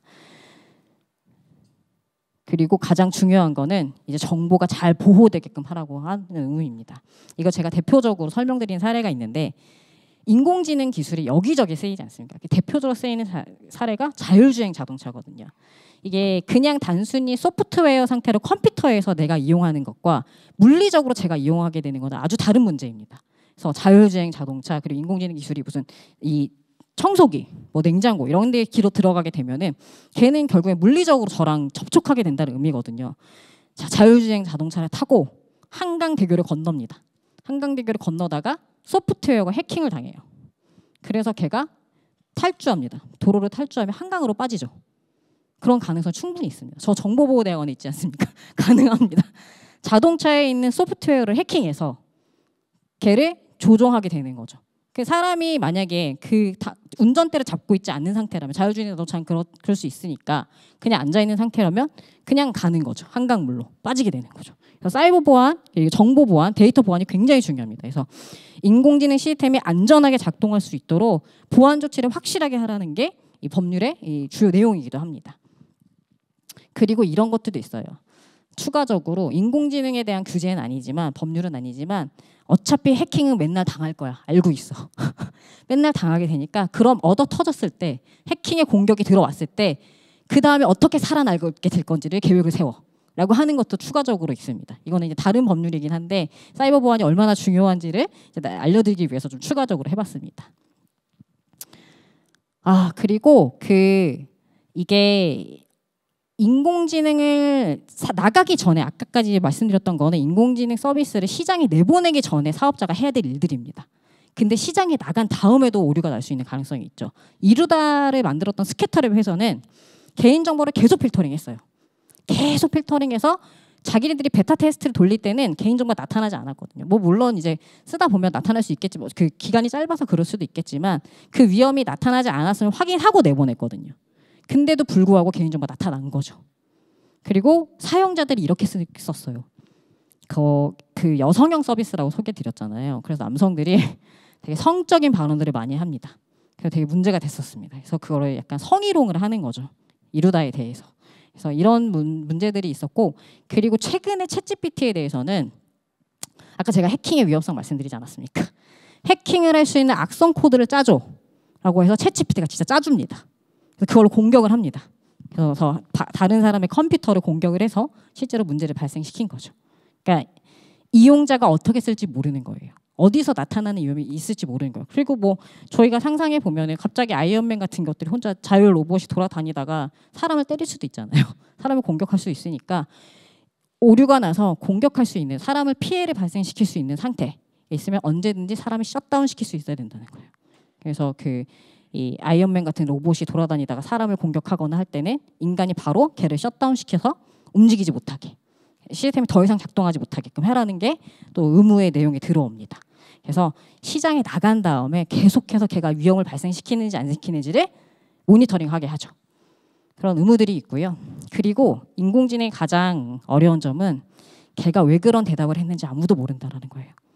걔가 왜 그런 결과를 내려내는지 아무도 모르는데, 일단 그러니까 최대한 설명할 수 있게끔 해. 왜냐하면 누가 문제를 일으켰는지를 확인할 수 있어야 나중에 문제가 발생했을 때 책임을 물을 수 있거든요. 이용자가 잘못 써서 이용자의 피해가 왔는지, 자율차로 운행하는데 이용자가 잘못 운전을 해서 자동차가 환강물로 빠진 건지, 아니면 얘가 해킹을 당했는지, 아니면 지가 혼자 오류를 냈는지를 알아야만 누군가한테 법적 책임을 지우잖아요. 야, 현대자동차에 가서 따져야 되잖아요. 나는 멀쩡하게 운전했는데 나는 가만히 있었는데 얘가 그냥 혼자 이런 거야 라고 하거나. 근데 이걸 현대자동차도 모를 수 있거든요. 인공지능 왜 그렇게 했는지 모를 수 있는 가능성이 높아서 이거를 최대한 설명이 가능하게끔 구조화해. 그리고 사람들한테 알려줘. 이거를 어떻게 써야 오류가 안 납니다. 어떻게 써야 안전합니다. 얘는 오로지 이 목적으로만 쓰세요. 라는 걸 정확하게 알려주라는 그런 의무들이 있습니다. 일본 같은 경우는 좀 다른 서비스이긴 한데, 사용자들한테 이것들의 정보를 알려주려면 일본어로 제공하세요. 영어로 쓰지 마세요. 라고 하는 의무들도 아주 조그맣게 있긴 합니다. 이 얘기는 사람들이 알아들을 수 있게 아주 쉽게 표현하라는 그런 의무가 있다라고 보시면 될 것 같습니다. 그리고 더 재밌는 건 이제 원래 이 법률안이 2021년에 EU에서 처음으로 나오고 나서 이제 국가들이 계속 2022년, 2023년에 유사한 법률안을 내고 있는데, 인공지능에 관한 법률안이 2021년에 나오고 챗GPT가 2022년에, 그리고 올해 4월에 포가 나오면서 상황이 국면이 바뀝니다. 이제 인공지능을 만들어서 파는 사람만 통제해서 이 문제가 해결되지 않는 거죠. 아까 말씀드렸던 대로 이용자들이 이제 악성 코드를 챗GPT를 통해서 만들어내는 거예요. 그러니까 야, 이거는 이용자들도 제대로 교육을 해야 되겠구나. 이제 사업자들의 도덕적인 방법만으로는 인공지능 유행을 통제하기는 어렵다라고 봐서 2023년에 발행한 이제 수정된 법안에서는 이 AI에 대한 리터러시 교육, 리터러시를 강화시킬 거를 국가별로 강제를 시킵니다. 그래서 EU는 회원국들이 모여 있는 하나의 단체인 거잖아요. 그래서 포함되어 있는 회원국들이 각각 그 이용자들과 그리고 이거를 만들어서 파는 사람들의 AI의 역량을 강화시키는 정책들을 만들어라고 하는 것들이 들어가 있습니다. 그래서 이용자들도 제대로 알고 이거를 쓸 수 있게끔 하고, 이걸 만들어 파는 사람들도 만든 사람 안에 있는, 회사 안에 있는 모든 사람들이 AI에 대한 기본적인 지식을 알 수 있게끔 그렇게 해야 된다라는 것들이 포함되어 있습니다. 그리고 추가적으로 이거를 만들어서 시장에 내보낼 때 얘가 사람들한테 어떤 영향을 미칠 것인지, 그리고 기본적인 권리, 인간이 이제 신체의 자유, 뭐 행복의 추구권, 사생활의 자유, 뭐 이런 것들 헌법에서 있는 규정하고 있는 아주 기본적인 인권들에 대해서 어떤 영향을 미치는지에 대해서도 니들이 평가하고, 그 미치는 영향이 나쁘거나 아니면 어떤 권리를 침해할 수 있는 가능성이 높으면 그거는 감소시켜서 내보내거나 하지 마라고 하는 방식으로 하게끔 되어 있습니다. 그리고 또 추가된 게 있습니다. 아까 말씀드렸던 생성형 AI가 엄청나게 환경 문제를 일으키니까 스스로 환경에 대한 문제를 감소시킬 수 있는 정책들을 만들고, 그리고 얼마나 이게 환경 문제를 유발시키는지를 기록해라고 하는 의무가 추가됐습니다. 그래서 이 에너지 관리에 대해서 네가 발생하는 열, 그다음에 네가 갖다 쓰는 물, 이런 것들에 대해서 감소시킬 수 있는 방법들을 스스로 만들고 그걸 최소화하기 위한 조치들을 만들어라고 하는 의무도 추가시켜놨습니다. 이것도 원래는 처음 법안에서는 없던 내용인데 그 이제 챗GPT 나오고 난 다음에 환경 문제가 지속되니까 추가적으로 이제 사업자한테 의무화시킨 내용이라고 보시면 될 것 같습니다. 그럼 이제 우리는 뭐 하면 될까요? 간략하게 설명드리겠습니다. 일단 인공지능은 어떤 위험들이 있는지부터 확인을 해야겠죠. 여기 이제 국회에서 오신 분들도 있는 것 같은데 저희가 이제 규제적인 입법이 아니라 하더라도 법률로 통제해야 되는 부분 어떤 위험들을 법으로 다스릴 수 있는지 그러면 그 법이 진짜 효과적으로 적용해서 우리가 사회에서 인공지능을 잘 쓰면서도 위험을 최소화할 수 있는지에 대해서 논의를 해봐야 되지 않을까 싶습니다. 그리고 이제 구체적으로 어떤 수단들이 어떤 위험을 낮출 수 있는지도 고민해 봐야 될 것 같아요. 저는 그 개인적으로 인공지능을 만들어내는 사람들을 백날 첫날 의무를 규제해봤자 의무를 조치를 취해봤자 아까 말씀드렸던 데 이용자들이 어떻게 쓰냐에 따라 상황이 너무 달라지거든요. 그럼 이제는 인공지능 규제 같은 거는 사업자를 조져봐야 위험이 통제가 안 될 것 같습니다. 그러면 다른 방법들을 취해야 되는데 그 다른 방법들은 무엇이 있을지에 대해서도 고민이 필요한 거죠.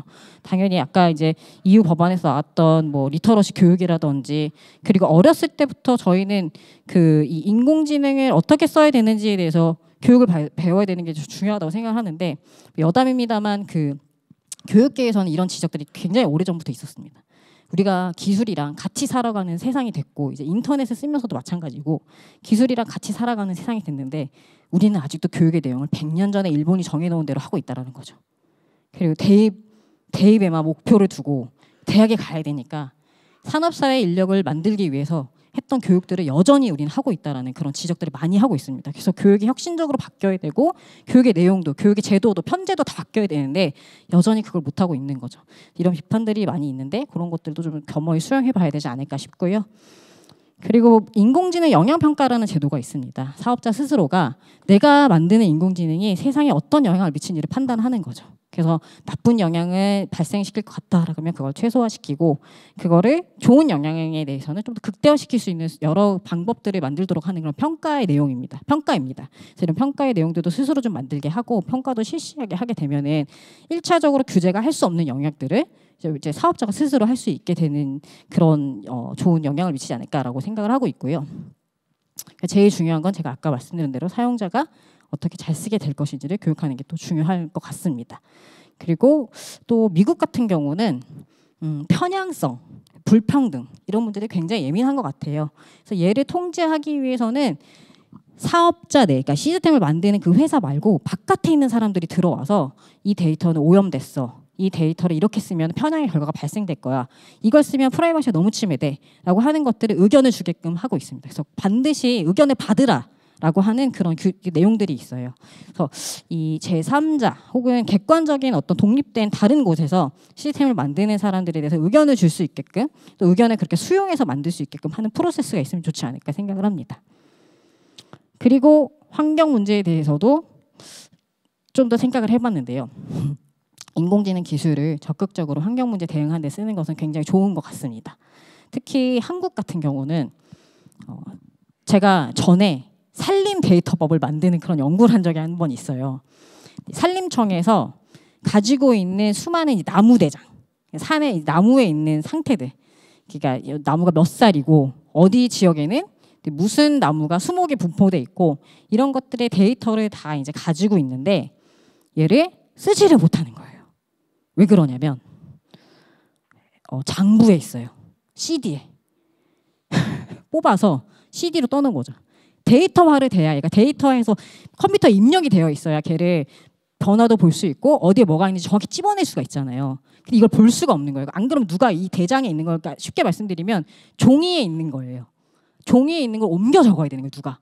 그래서 수많은 한국의 지금 70%가 지금 산지이잖아요. 산에 있는 나무들의 상태를 사람이 그 보고 데이터를 넣어야 되는 상태인 거죠. 없는 거예요. 이거를 그래서 산림청 공무원들한테 이걸 다 데이터화해야 돼요라고 일부 특정 부서에서 부르짖고 있지만 산림청 데이터들은 데이터? 그거는 과기불이잖아.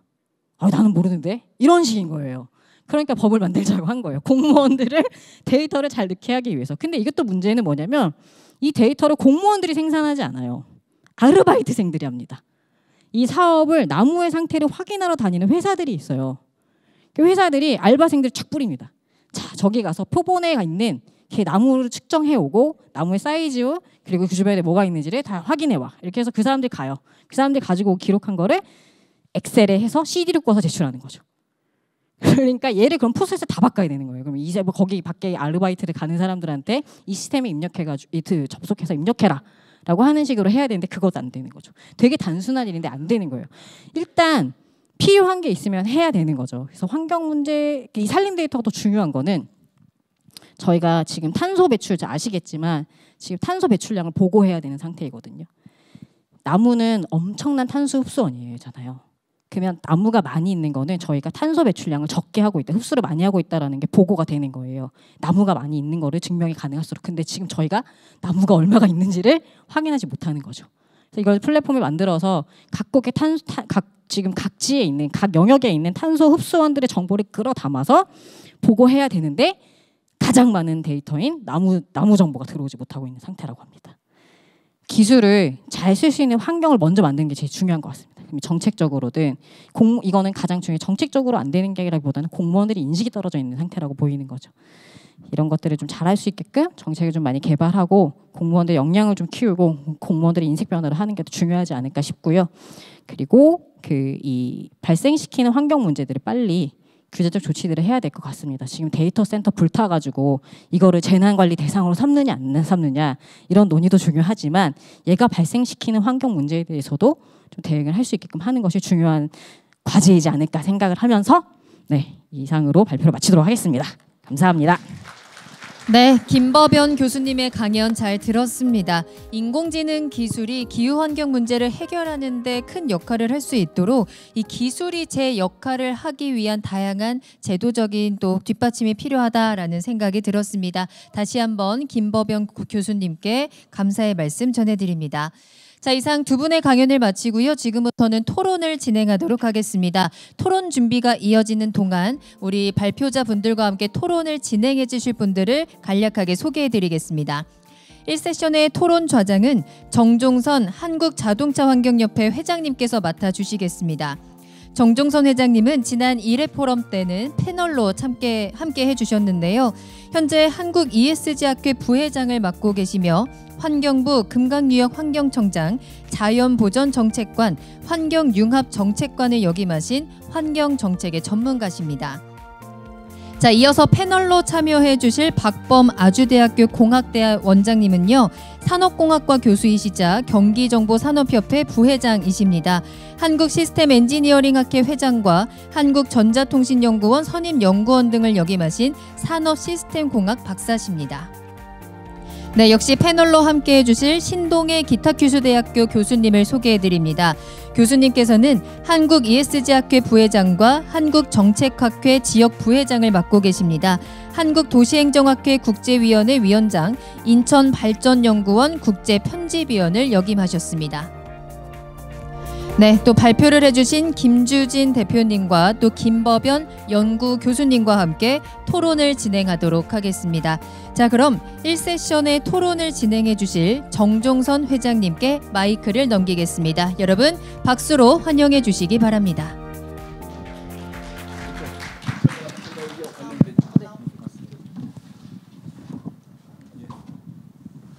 예, 안녕하세요. 1세션의 사회를 좌장을 맡은 한국자동차환경협회 회장 정종선입니다. 여러분 오늘 부자가 되신 것 같지 않으세요?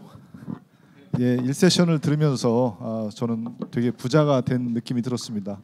오늘 귀한 발표 감사드리고요. 아마 우리 인류가 생존하기 위해서는 무엇보다 두 가지 숙제는 반드시 풀어야 될 거라고 생각합니다. 오늘 이 포럼의 주제처럼 기후위기의 문제, 그다음에 생물 다양성의 문제를 해결하지 않고 이 두 가지 투 크라이시스를 해결하지 않고는 인류가 절대 생존할 수 없다고 생각합니다.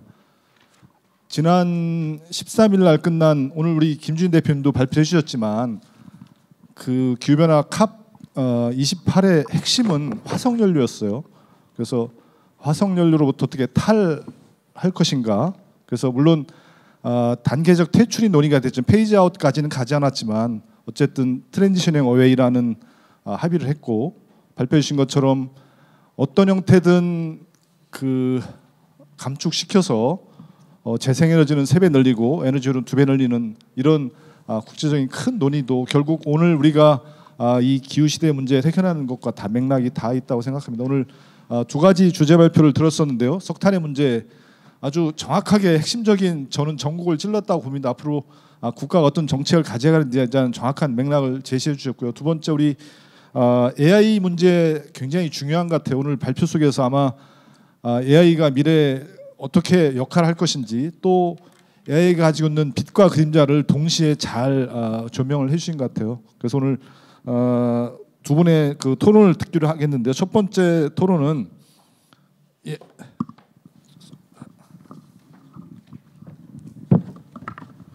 우리 신동희 교수님한테 먼저 기회를 드리겠습니다. 신동희 교수님은 일본 키타 큐슈 대학교 교수시고 저희 ESG 학회 부회장을 맡고 계십니다. 먼저 발표를 듣도록 하겠습니다.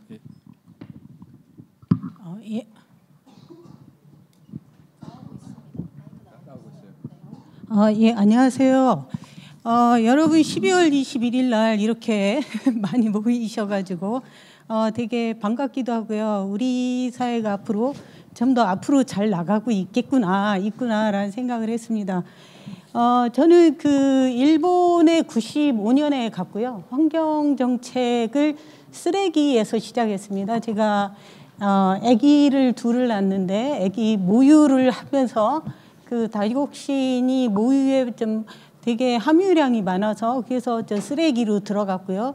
쓰레기 하다 보니까 이게 고구마 줄거리를 뿌리를 캐는 느낌이더라고요. 이 세상의 모든 게 언젠가 쓰레기가 되니까 지금 사회를 보신 그 회장님도 그렇고 다 자동차를 포함해서 제가 입는 이 유니크로 뭐 여러분들이 입는 모든 옷들 이런 것들이 언젠가 저 쓰레기가 되는 거죠. 그리고 그러다가 도시에서 쓰레기가 많아지는 걸 알았고 그래서 도시로 영역을 넓혔는데 그러다 보니까 이제 에너지가 오더라고요. 우리가 운동을 하러 아침 저녁에 가면서 대낮에는 엘리베이터를 타고 가잖아요. 그리고 요즘 젊은이가 제일 공포스러운 게 배터리가 없는 거라고 얘기를 하더라고요. 그러니까 우리가 좀 이런 생활들을 하게 돼서 이게 좀 도시에서 쓰레기와 에너지 이게 좀 우리 생활의 기본적인 축인 것 같아요. 그래서 다시 태어나도 이 길을 가겠다라는 아주 즐거운 마음을 하고 있습니다. 일단 저의 그 슬라이드는 한 20장 되고요. 제가 한 15분에서 20분을 받았습니다. 그래서 저한테 먼저 시간을 주신 것 같고요. 오늘 제가 드리고 싶은 메시지는 토론의 메시지는 그거예요.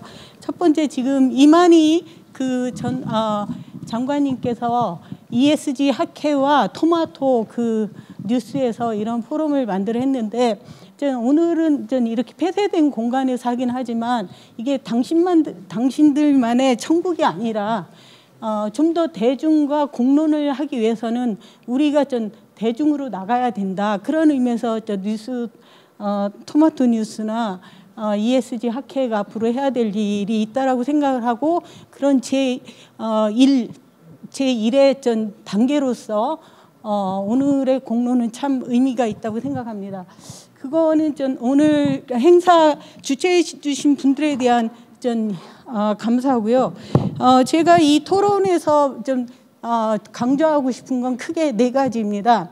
일단 여러분도 잘 아시겠지만 18세기에 영국에서 산업혁명이 일어나서 석탄을 중심으로 한 석탄 문명이 발생했잖아요. 그게 그러다가 20세기에 2번의 세계대전을 거치면서 우리가 미국의 GM과 같은 회사를 중심으로 석유 문명으로 갔죠.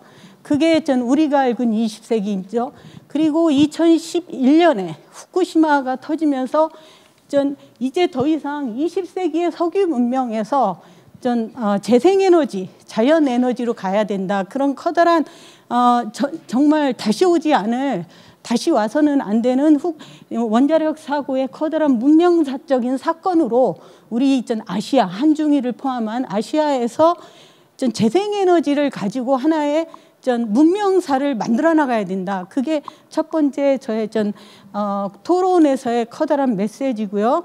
두 번째로 말씀드리면 결국 오늘 테마가 되게 재밌었는데 첫 번째 그 김 대표님이 말씀하신 에너지 그리고 김범영 교수님이 말씀하신 AI 두 가지는 여러분도 보셨는지 모르겠지만 그 크리스토퍼 놀란인가요? 그 사람이 오펜하이머 영화를 만들었잖아요. 저도 졸면서 그거를 의무감으로 봤는데 그 사람이 20세기의 문명을 연 것이 전 원자력이고 1940년대 그리고 이전 우리가 AI의 이런 인공지능을 만들어낸 게 21세기인데 이것이 커다랗게 인류사에서 커다란 판도라가 됐고 그래서 우리가 이제 판도라를 열었다라고 얘기를 했거든요. 그래서 앞으로 AI와 인공지능과 에너지 이거는 우리가 피할 수 없는 커다란 방향으로 가고 있는 것 같아요. 재생에너지와 AI 그 디지털 인공지능이요. 근데 재밌는 거는 그 두 가지가 아주 다른 특징을 가지고 있습니다. 재생에너지는 기본적으로 우리 집 지붕에다 제가 만들 수 있어요. 그래서 어떤 의미에 분권이고 그리고 분권이기도 하고 지역성을 갖고 있습니다. 세계 어느 곳에서나 그 솔라 파넬을 깔을 수가 있으니까요. 그러니까 커다랗게 말하면 지역성과 분권이라는 거죠. 근데 이거는 어떻게 보면 우리가 경제가 성장하면 할수록 민주주의의 지표도 올라가거든요. 그러니까 우리가 먹고 살만 하니까 좀 더 좋은 거를 생각하고 이러다 보니까 민주주의에 대한 욕망들이 생기고 그러는 거잖아요. 그런 의미에서 민주주의가 발전을 하면 할수록 자유와 분권과 그리고 자치, 자율성 이런 것들을 추구하는데 그것이 합치되는 게 바로 재생에너지와 같다는 거죠. 그리고 또 하나, AI가 있는데요. AI는 아까 김범영 교수님이 아주 설명을 잘해 주셨는데 두 번째는 우리가 아는 알파고가 있었죠. 알파고가 나온 지 얼마 안 돼서 벌써 AI 챗 GPT가 나왔는데 이거는 완전히 독점이라는 거예요. 재생에너지와 민주주의 가치와 정반대로 독점이고 기술과 자본이 독점되어서 우리가 어떻게 컨트롤할 수가 없는 그런 거죠. 그러니까 21세기에 재생에너지와 디지털 미디어가 나왔는데 그것이 정반대의 모순되는 모습으로 우리 눈앞에 던져졌다는 거죠. 그래서 그것이 바로 어떻게 우리가 그걸 풀어야 되는가 그런 의미에서 두 번째 메시지입니다. 그리고 세 번째는요. 지금 법에 대해서 말씀을 해주셨는데 과학기술은 저는 사실 카톡 말고 휴대폰을 잘 쓸 줄을 몰라요. 근데 기술이라는 것은 저한테 계속 강요하는 거잖아요. 그 일본 같은 경우는 2년마다 휴대폰을 갈을 때마다 굉장히 많은 인센티브를 주거든요. 그러니까 그냥 그거를 하게 되기도 하고 2년 쓰면은 그 업로드가 안 돼가지고 갱신이 안 돼서 어쩔 수 없이 쓰게 되는데 이 기술이 우리를 끌고 가는 거죠. 혼자. 그런데 법이라는 것은 사실 문제가 생기면 뒤에서 사후 처방을 하게 되는 거예요. 그래서 법을 중심으로 한 정책이라는 것과 과학기술이라는 것이 엄청난 갭을 가지고 있고 우리들은 그 사이에서 우왕좌왕하게 된다는 거죠. 그래서 그 부분에 대해서 어떻게 할 것인가 이런 고민을 해야 된다는 게 저의 토론의 메시지인데 앞으로 20장의 슬라이드를 지금부터 해야 됩니다. 괜찮으신가요? 예, 알겠습니다. 슬라이드 좀 띄워주세요.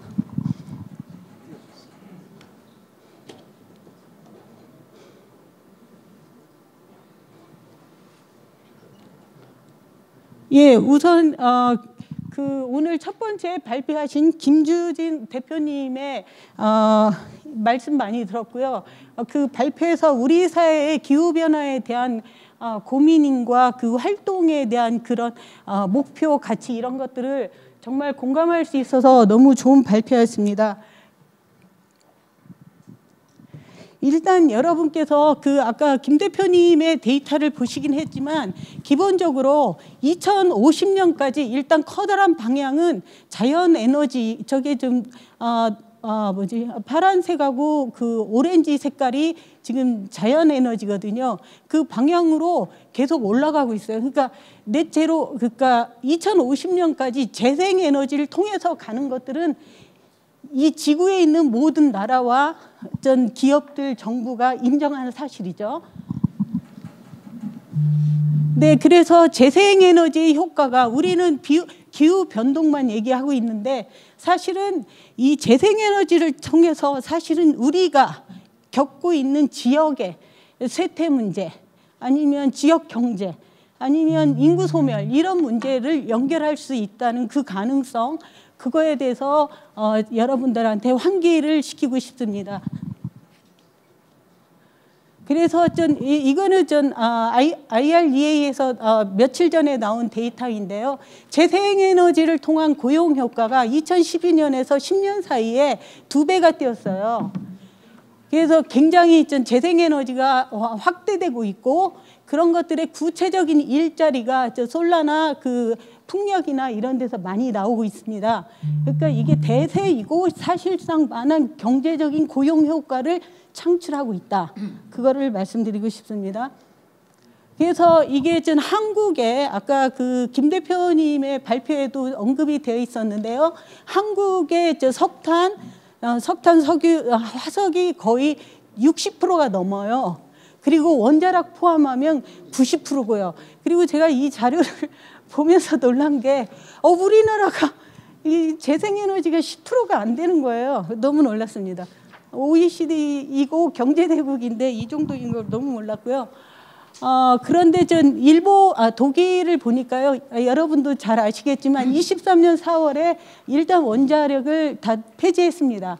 그리고 재생에너지가 우리 10%가 안 되는데 얘네가 벌써 49%이고요.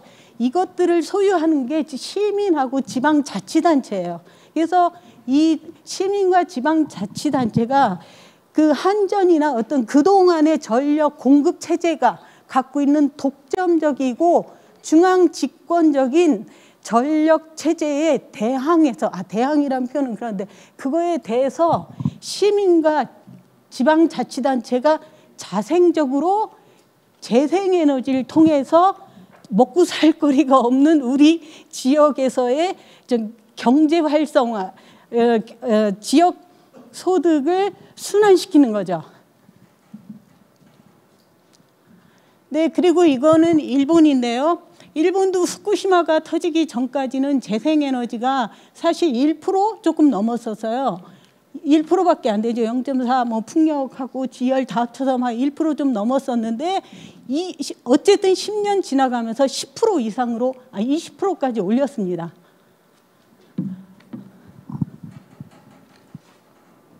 이게 좀 다르죠.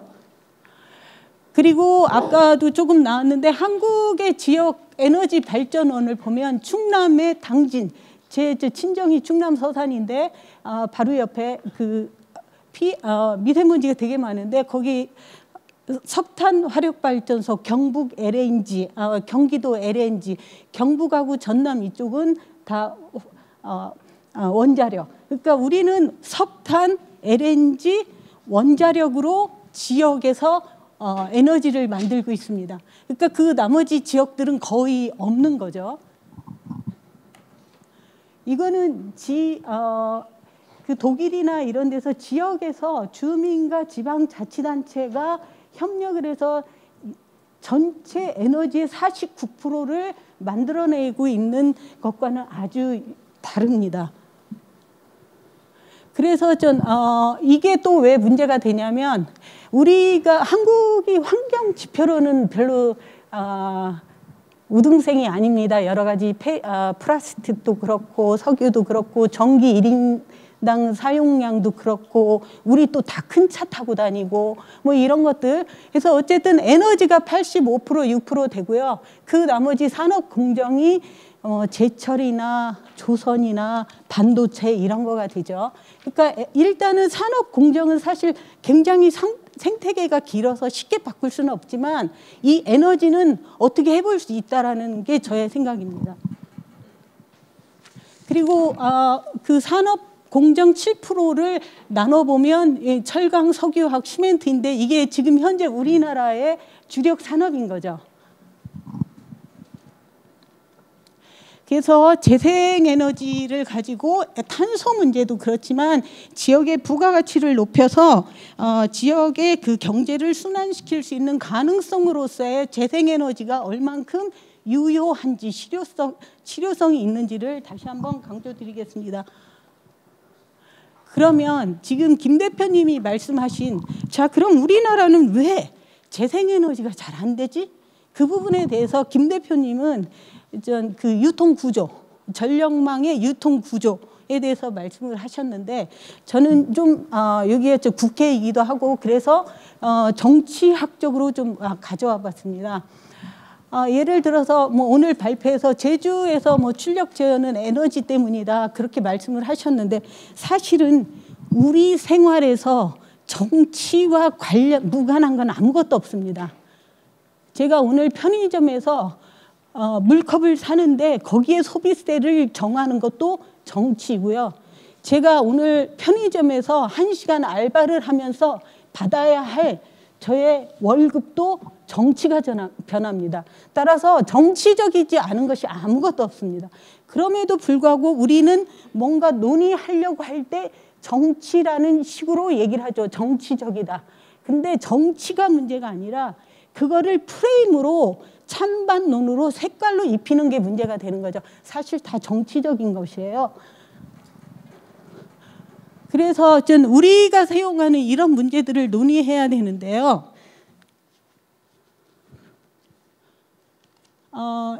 일단은 이런 문제들이 있습니다. 이거는 제가 좀 그전에 발표했던 자료를 갖고 왔고 예를 들어서 우리가 원자력 그 일본이 그 제철소에서 용광로를 만들어 쓰는데 그 용광로의 수명이 20년이거든요. 근데 이 뜨거운 원자로의 수명이 몇 년이라고 생각하세요? 원래 20년으로 설계되었는데 후쿠시마가 터지고 난 이후에 신설하기 어려우니까 이걸 수명 연장을 해서 일본이 40년으로 했거든요. 근데 얼마 전에 기시다 내각에서 60년으로 바꿨어요. 그러니까 원자로를 60년 쓰는 거예요.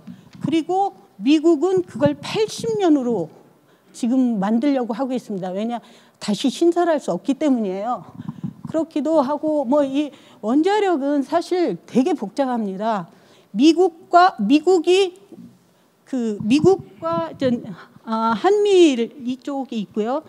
그거에 대응해서 러시아와 중국이 있는데 이것들의 군비, 군사 그런 것과도 연결이 되어 있기 때문에 미국이 제도를 원자력을 설계하고요. 그 플랜트를 만드는 거를 기본적으로 일본이 하고 있습니다. 그래서 후쿠시마 오염수도 사실은 미국의 묵인하에 나간 거고요. 그런 의미에서 이 세계 전체에서의 원자력 시장을 크게 보면 한미일과 미국과 러시아와 중국이 있는 셈인데 그것들을 묵인하는 시스템이 위에 이 국제 원자력 시장에서의 헤게모니 이것과 연결이 되어 있습니다. 그래서 쉽게 변하지 않는 것이 있고요. 그건 국제적인 거고요. 그리고 또 하나 플루토늄 핵미사일 이게 원자력은 언젠가 멈출 수 있지만 이 기술을 원자력을 건설하지 않으면 이 기술 개발을 못해요. 그래서 일본이 후쿠시마 이후로 원자력을 새로 짓지 못하기 때문에 50살이든 원자력 기술자가 지금 다 정년이 돼버리는 거예요. 그래서 얘네들이 자꾸 밖에 나가서 막 지으려고 막 하는 거죠. 그런 부분들이 있고요. 이거는 좀 국제적인 상황이고 이제 국내적인 거, 일본 국내적인 이거는 제가 좀 분석했던 건데요. 일본의 위에 그 알파벳으로 쓴 게 일본 원자력 정책의 주요 참가 이해관계도고요.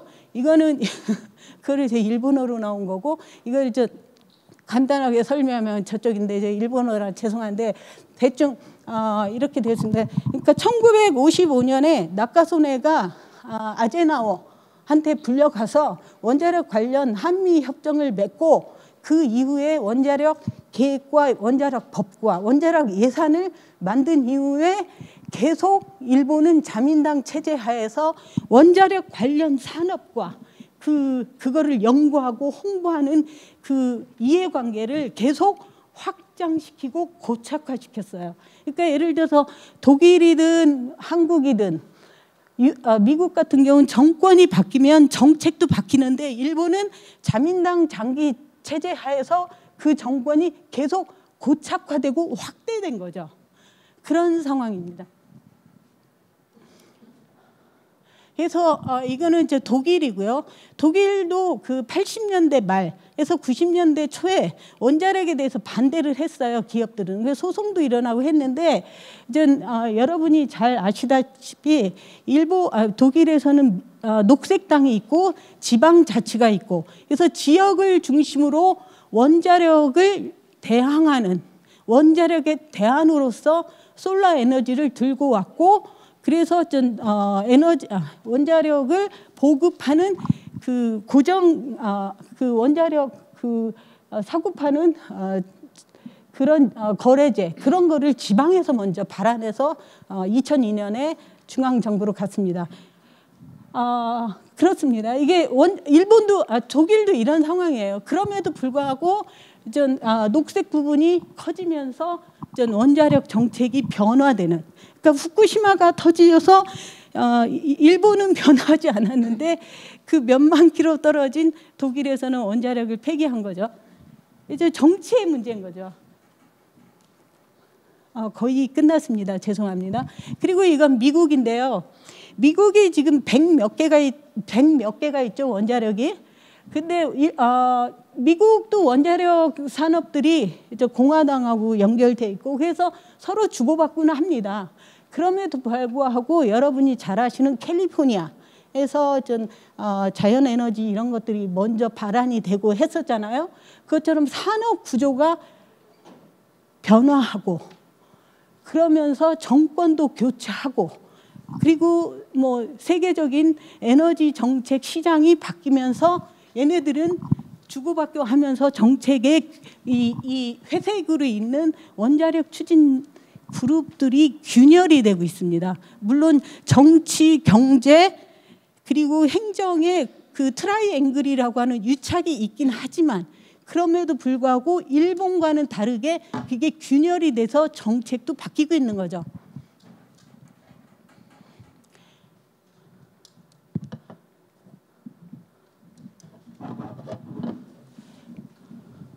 그리고 또 하나 일본은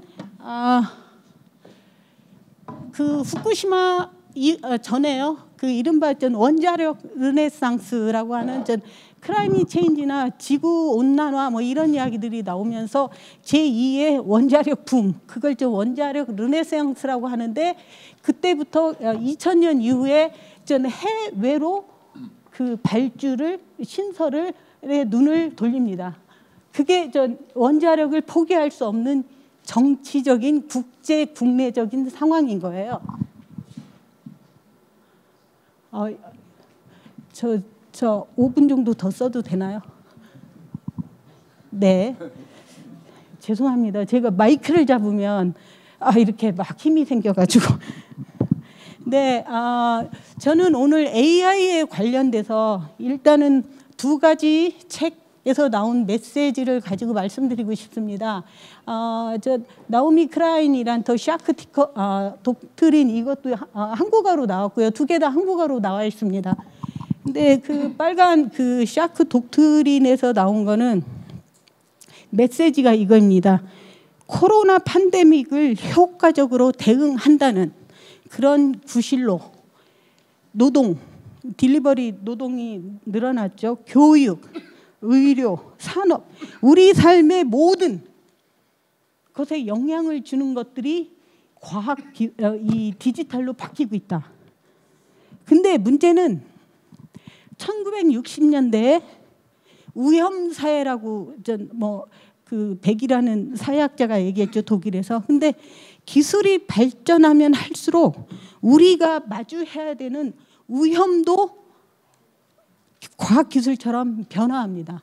따라서 60년대 우리가 어디서 교통사고 날 확률과 지금 어디에서 내 자의가 아닌데 내가 죽게 될 그런 그 위험의 정도가 차원을 다르게 하는 거죠. 그러니까 과학기술은 위험을 동반하는 거예요. 그러니까 우리는 늘 이 위험에 대처하기 위해서는 플랜 B를 만들어야 되고, 그런 플랜 B가 오늘 바로 이와 같은 공론장이라고 생각을 해요.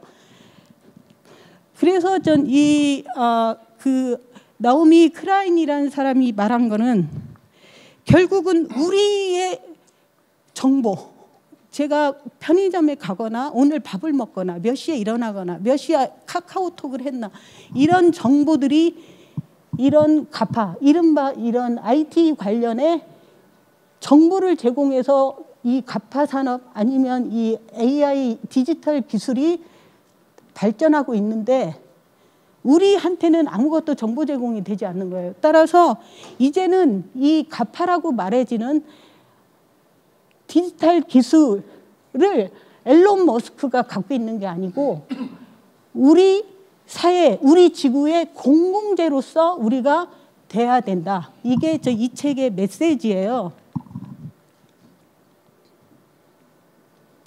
그래서 오늘 발표에서 지적된 거는 우리가 처음에 그랬잖아요. 알파고는 철수라고 하고 아마 챗 GPT는 0이라고 얘기를 해야 될 거라고 생각하는데, 알파고하고 챗 GPT는 차원이 다른 것 같아요. 그러니까 우리가 아까 발표에서 자율주행 얘기했잖아요. 산불 산림청 데이터를 했거든요. 그건 좋은 점이죠. 근데 그것의 유용성으로 위험하고 우리가 생각할 수 없는 것들이 같이 껴들어온다는 거예요. 그래서 세트로 우리 사회에 자 얼마나 편한데 써봐, 이런 식으로 들어온다는 거죠. 그래서 우리는 사실은 AI가 어떤 건지 잘 몰라요. 기술. 그리고 얘가 어디로 갈지도 몰라요. 그럼에도 불구하고 이게 마구 우리 사회에 들어온다는 거죠. 그래서 어떻게 보면 우리가 이 축구장에서 축구하는 룰도 모르고 윤리도 목적도 모르는데 축구장에 내몰려진 그런 상황이라는 것이죠. 그리고 또 하나는 그동안은 검색을 했잖아요. 구글에서. 적어도 나온 데이터를 우리가 보면서 읽지 말지 취사 선택을 했는데, 얘는 우리한테 GPT, 그러니까 만들어서 대답을 주는 거예요. 근데 그 대답을 들으면 우리가 지식이라는 건 우리의 정체성이잖아요. 밥을 먹을지 고기를 먹을지 생선을 먹을지 우리의 정체성이잖아요. CO2를 생각해서 야채를 먹어야 되는 나의 정체성. 따라서 알파고가 아닌 챗 GPT는 우리의 삶과 우리의 생각, 그러니까 몸은 내 거지만 이 생각은 챗 GPT가 만들어진 거로 우리 전 지구인이 똑같아지는 거죠. 또 하나는 이 언어를 누가 만들어요? 다 미국 영어로 쓰잖아요. 그러니까 글로벌로 인해서 전 세계 어디 가나 맥도날이 있는 것처럼, 그런 식으로 획일화되는 것처럼 챗 GPT를 통해서 전 지구가 획일화된다는 그런 위험들이 있습니다. 그래서 어떻게 갈 것인가? 예, 끝났습니다. 그래서 이 부분들은 아까 김 교수님이 말씀해 주셨고요. 우리가 챗 GPT를 얘기를 할 때 기술의 문제가 아니라 기술을 어떻게 사용할 것인가. 이거는 우리가 해야 될 문제죠. 그래서 공론화를 아크로폴리스처럼 밖으로 나가서 해야 된다고 생각을 합니다. 그리고 데이터의 오염 문제나 이런 것들 할 말이 많은데 아까 김 교수님이 말씀을 잘해 주셨기 때문에 이런 문제 제기를 하면서 토론을 마치겠습니다. 감사합니다. 예, 고맙습니다. 우리 신동희 교수님 아주 깊이 있게 잘 접근해 주셨고요. 아마 기후 문제 또 다른 문제는 저는 에너지 문제라고 생각합니다. 오늘 아마 기후 문제의 뒷면은 결국 에너지 문제고, 이번에 캅 28에서도 석탄화력의 신속한 폐기, 그다음에 신규 인허가 제한이 합의문의 가장 큰 내용 중에 하나였거든요. 그래서 아마 그 얘기는 앞으로 우리가 재생에너지에 대해서 우리가 어떻게 가져갈 것인지, 그다음에 우리 김 대표님이 지적해 주셨듯이 조직이 장악하고 있는 문제, 여러 가지 깊이 있는 예리한 문제들을 우리 사회가 해결해가서 재생에 늘려가는 것이 굉장히 중요한 것이고, AI 역시 빛과 그림자가 있으니까 그 중심에 우리가 인간이 그 중심 역할을 해주면 된다고 생각합니다. 이어서 우리 아주대학교 예. 공과대학원의 우리 박보 원장님 토론 듣도록 예. 하겠습니다. 예. 예, 반갑습니다. 제가 이제 마지막 토론자이기 때문에 시간을 아껴서 하는데, 저는 이제 저의 이제 정체성을 보면 오늘 나타난 게 이제 좀 다른 것 같습니다. 저는 아까 아주대학교 공학대학원장이지만 이제 이전에 보직이 이 산학협력단장, 이제 연구처장, 전산원장 이런 걸 했고요. 이제 우리 경기도 유비쿼터스 헬스케어 사업단장 이런 걸 했었습니다.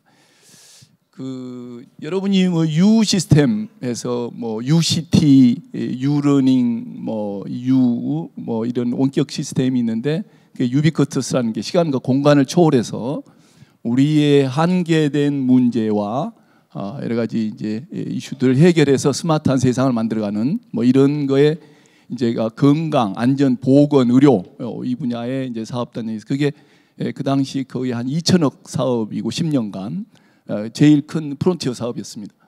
일본의 웰빙 이런 라이프 이런 걸 본따서 우리나라가 이제 2000년대부터 시작해서 그 유비쿼터스라는 것이 이제 오래 전에 지금부터 한 30년 전에 나온 얘기인데, 가장 꽃을 피운 나라가 저희 나라 같습니다. 저는 아까 소개가 안 됐지만 이제 오늘 이렇게 나오는 데에는 제가 지금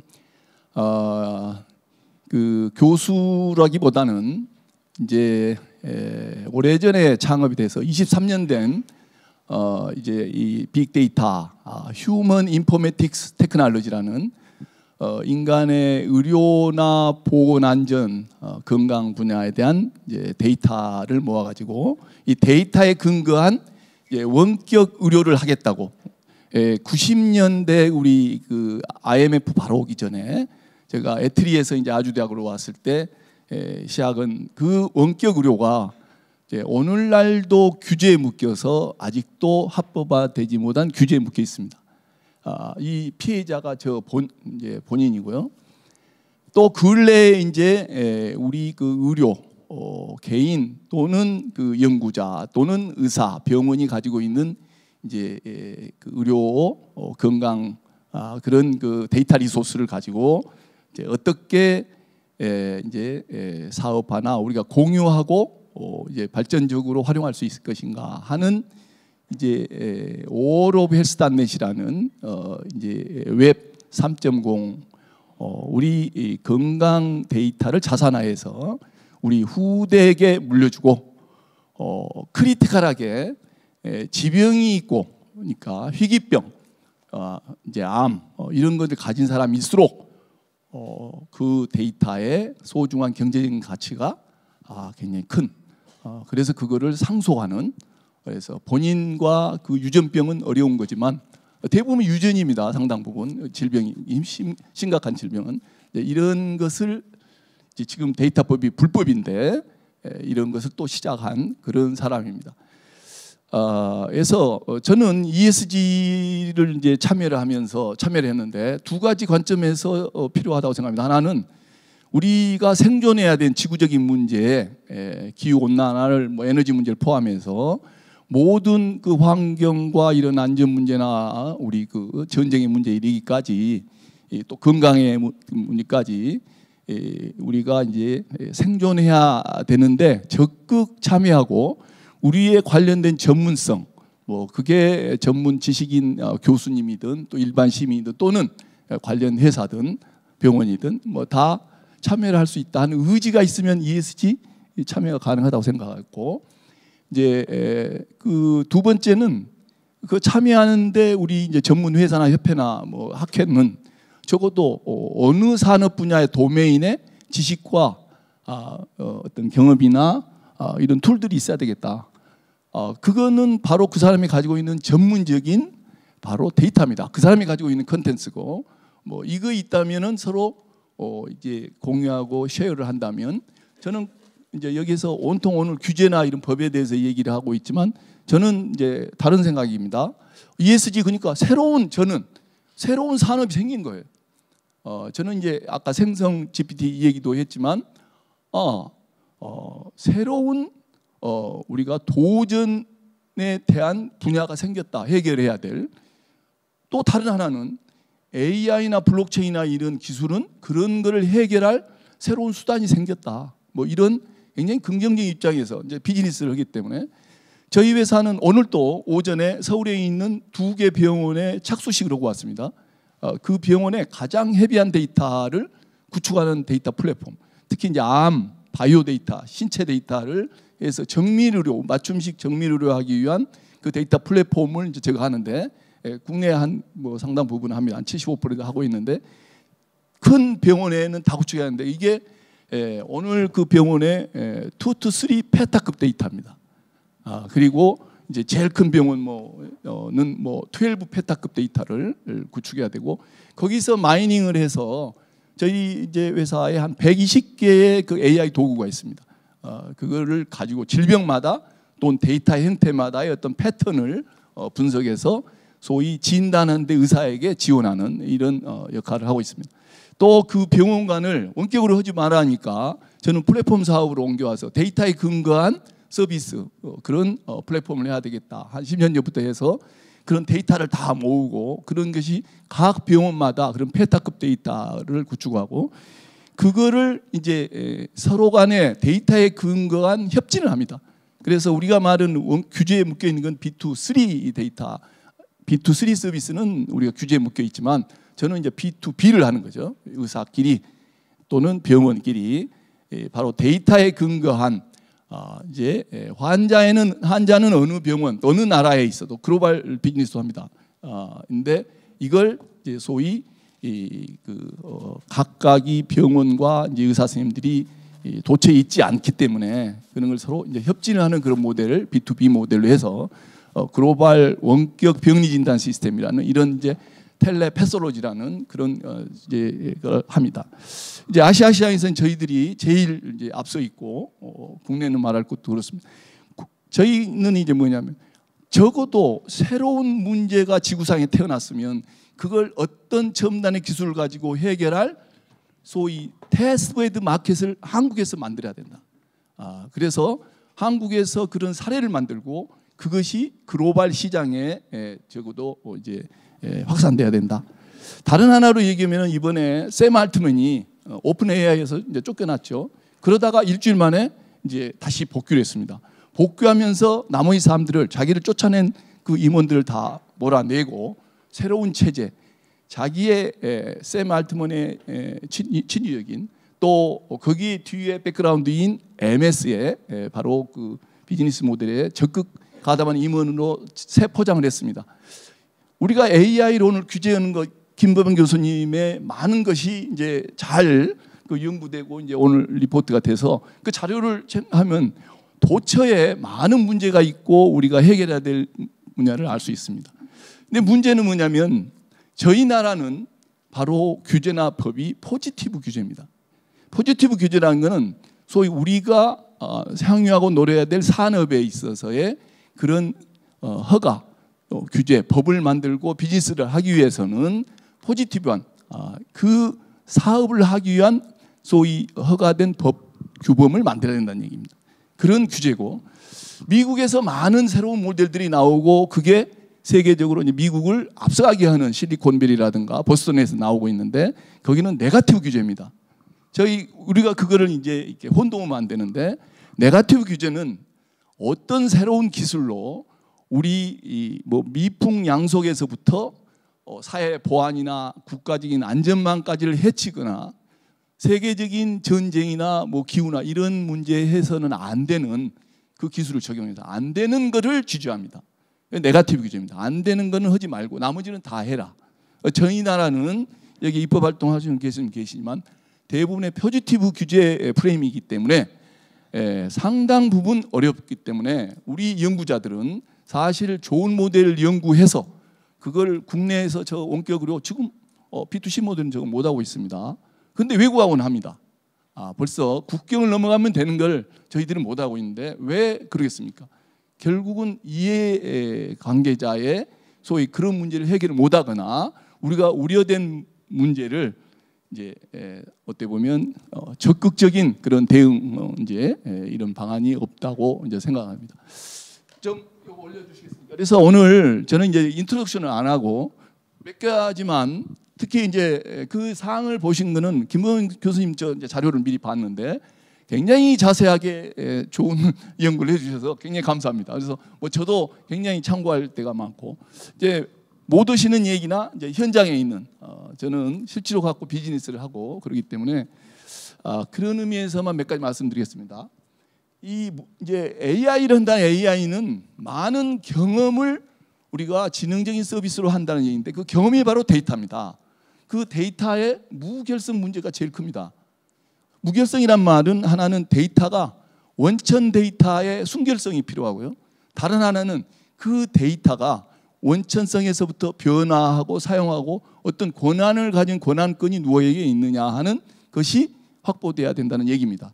그래서 이제 AI는 어떤 데이터라도 지금 이제 챗GPT에서 본 것처럼 잘못된 데이터로 학습을 시키면 잘못된 결과하고 우리에게 상당히 오류를 이제 판단하기 쉬운데 이제 이런 원천 데이터와 데이터의 권한에 대한 문제를 해결하는 것이 바로 블록체인 기술입니다.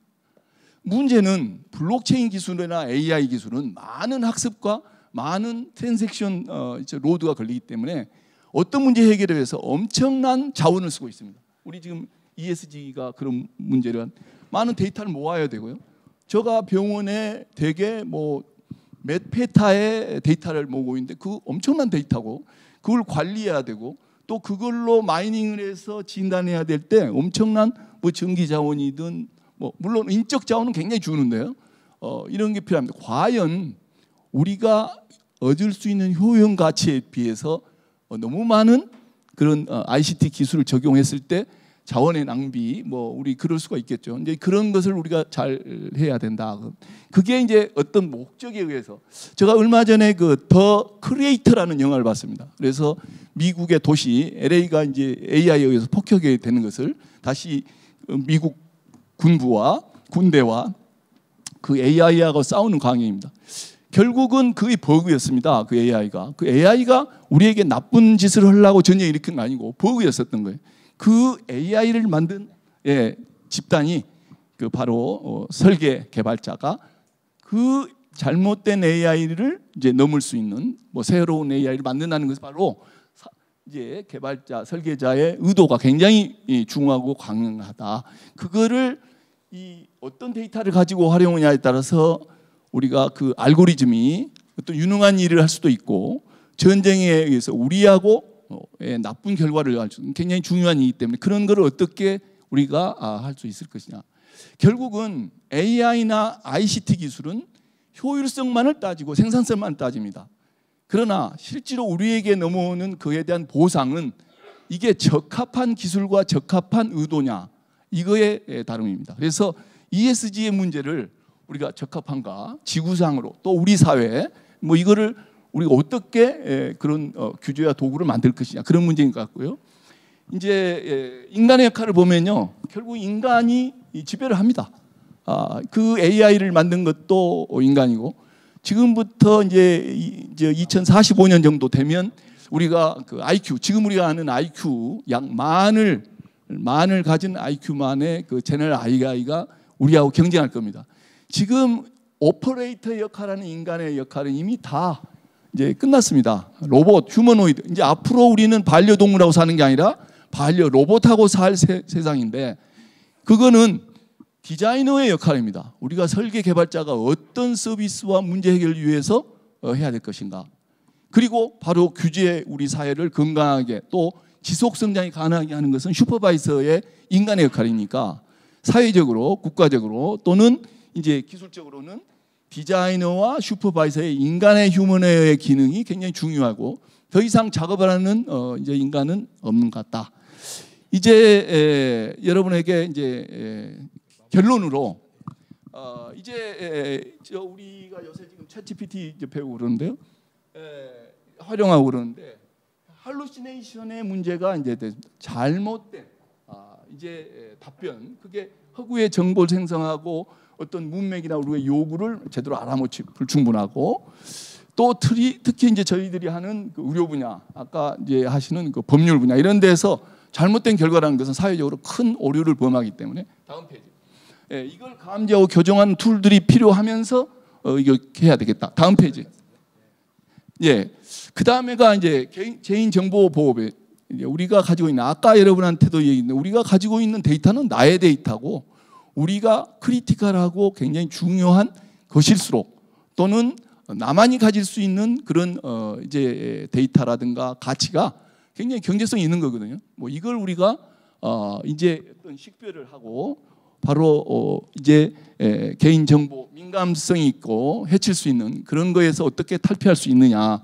그다음에 알고리즘의 이제 문제입니다. 이제 알고리즘 투명성과 이제 평양성 이런 것이 이제 상당히 이념적이거나 집단적이거나, 이건 이제 어떤 소셜 그 어떤 바이어스에 의해서 굉장히 편향될 수가 있는 것을 AI라는 도구나 알고리즘을 통해서 우리가 이용을 하기 때문에, 이런 문제를 어떻게 탈피할 것인지, 여기 이제 사실 입법 발생하시는 이제 뭐 진보 또는 보수 또는 뭐 다양한 있어 오신 것을 이제 우리가 어떤 알고리즘을 가지고 이용을 할 때 편향되게 해서는 안 되겠다. 이런 거는 이제 어떻게 국민적인 또는 지구적인 입장에서 우리가 접근해야 되겠다. 뭐 여기까지만 얘기하도록 하겠습니다. 예, 고맙습니다. 오늘 시인이 미래는 보이지 않아서 아름답다고 하셨는데, 우리가 아름다운 미래를 만들기 위해서 얼마나 많은 공부를 하고 미래에 대한 통찰, 변화에 대한 통찰 준비를 해야 되는지를 잘 말씀해 주신 것 같습니다. 시간이 좀 패널 토에 많이 지났는데, 혹시 플로에서 꼭 하시고 싶은 분 있으면 한 분만 1분 정도 시간을 드릴까요? 있으시면? 예, 1분 내로, 예, 짧게 해주시겠어요? 예.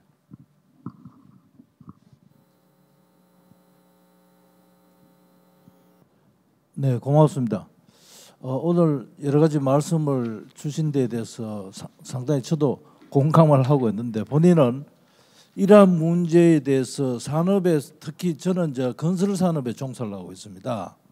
그런데 이 건설 산업이 현재의 ESG 부분을 우리나라가 어떻게 채택할 것이냐에 대해서 상당히 염려를 지금 해오던 상황에 오늘 이 내용을 들다 보니까 상당히 공감도 물론 가지만, 한 가지 더 강하게 말씀을 좀 드려야 될 부분은, 우리나라 현재의 실정이 산업 체계에 아까도 말씀하셨지만 윤리성이 다 깨졌습니다. 기본적으로. 그러면 그 윤리성이 왜 깨졌느냐에 그 발원지가 어디냐를 본다면은 그게 법 체계의 문제입니다. 그래서 제가 건설 분야에서는 건설계약법의 하자가 너무 심각하고, 이게 아까 우리 김 대표님 말씀하신 대로 100년 전에 법 철학으로 지금 돼 있다는 사실입니다. 이걸 아무도 모르고 있어요. 왜냐하면은 아까 정치 말씀을 하셨지만, 이거로 인해 가지고 우리나라가 어디까지 갔느냐 하면은 입법부, 사법부, 행정부 모두가 관리하는 법 체계 자체에서 사후적인 처벌법으로 돼 있지 예방을 할 수 있는 방법이 없습니다. 예, 잘 알겠습니다. 아마 네. 이런 자리가 현상을 짚어보고 또 미래 변화를 하는 좋은 기회를, 예, 토론 감사합니다. 미안합니다. 예, 네. 시간이 많이 지나서 오늘 그 발표자에 대한 뭐 코멘트는 아마 우리 토론자께 충분히 해주셨기 때문에 넘어가 될 것 같습니다. 마무리하도록 하겠습니다. 저는 IPCC 6차 보고서가 사실은 우리가 사실 절박하게 받아들여야 된다고 생각합니다. 5차 보고에서 2050년도에 1.5도씨가 넘는 것이 2040년도 10년 당겨진 이 메시지가 주는 절박함을 우리는 새겨야 된다고 생각하고, 그래서 오늘 이 자리가 그런 의미가 크고, 오늘 여러분 이 자리에 와주신 여러분들이 저는 희망이라고 생각합니다. 예, 세션 마치도록 하겠습니다. 고맙습니다. 예, 감사합니다. 네, 정말 깊이 있고 열띤 토론이 진행이 됐습니다. 토론을 이끌어주신 정종선 회장님과 또 네 분의 발표자 토론자분들께 다시 한번 진심으로 감사드립니다.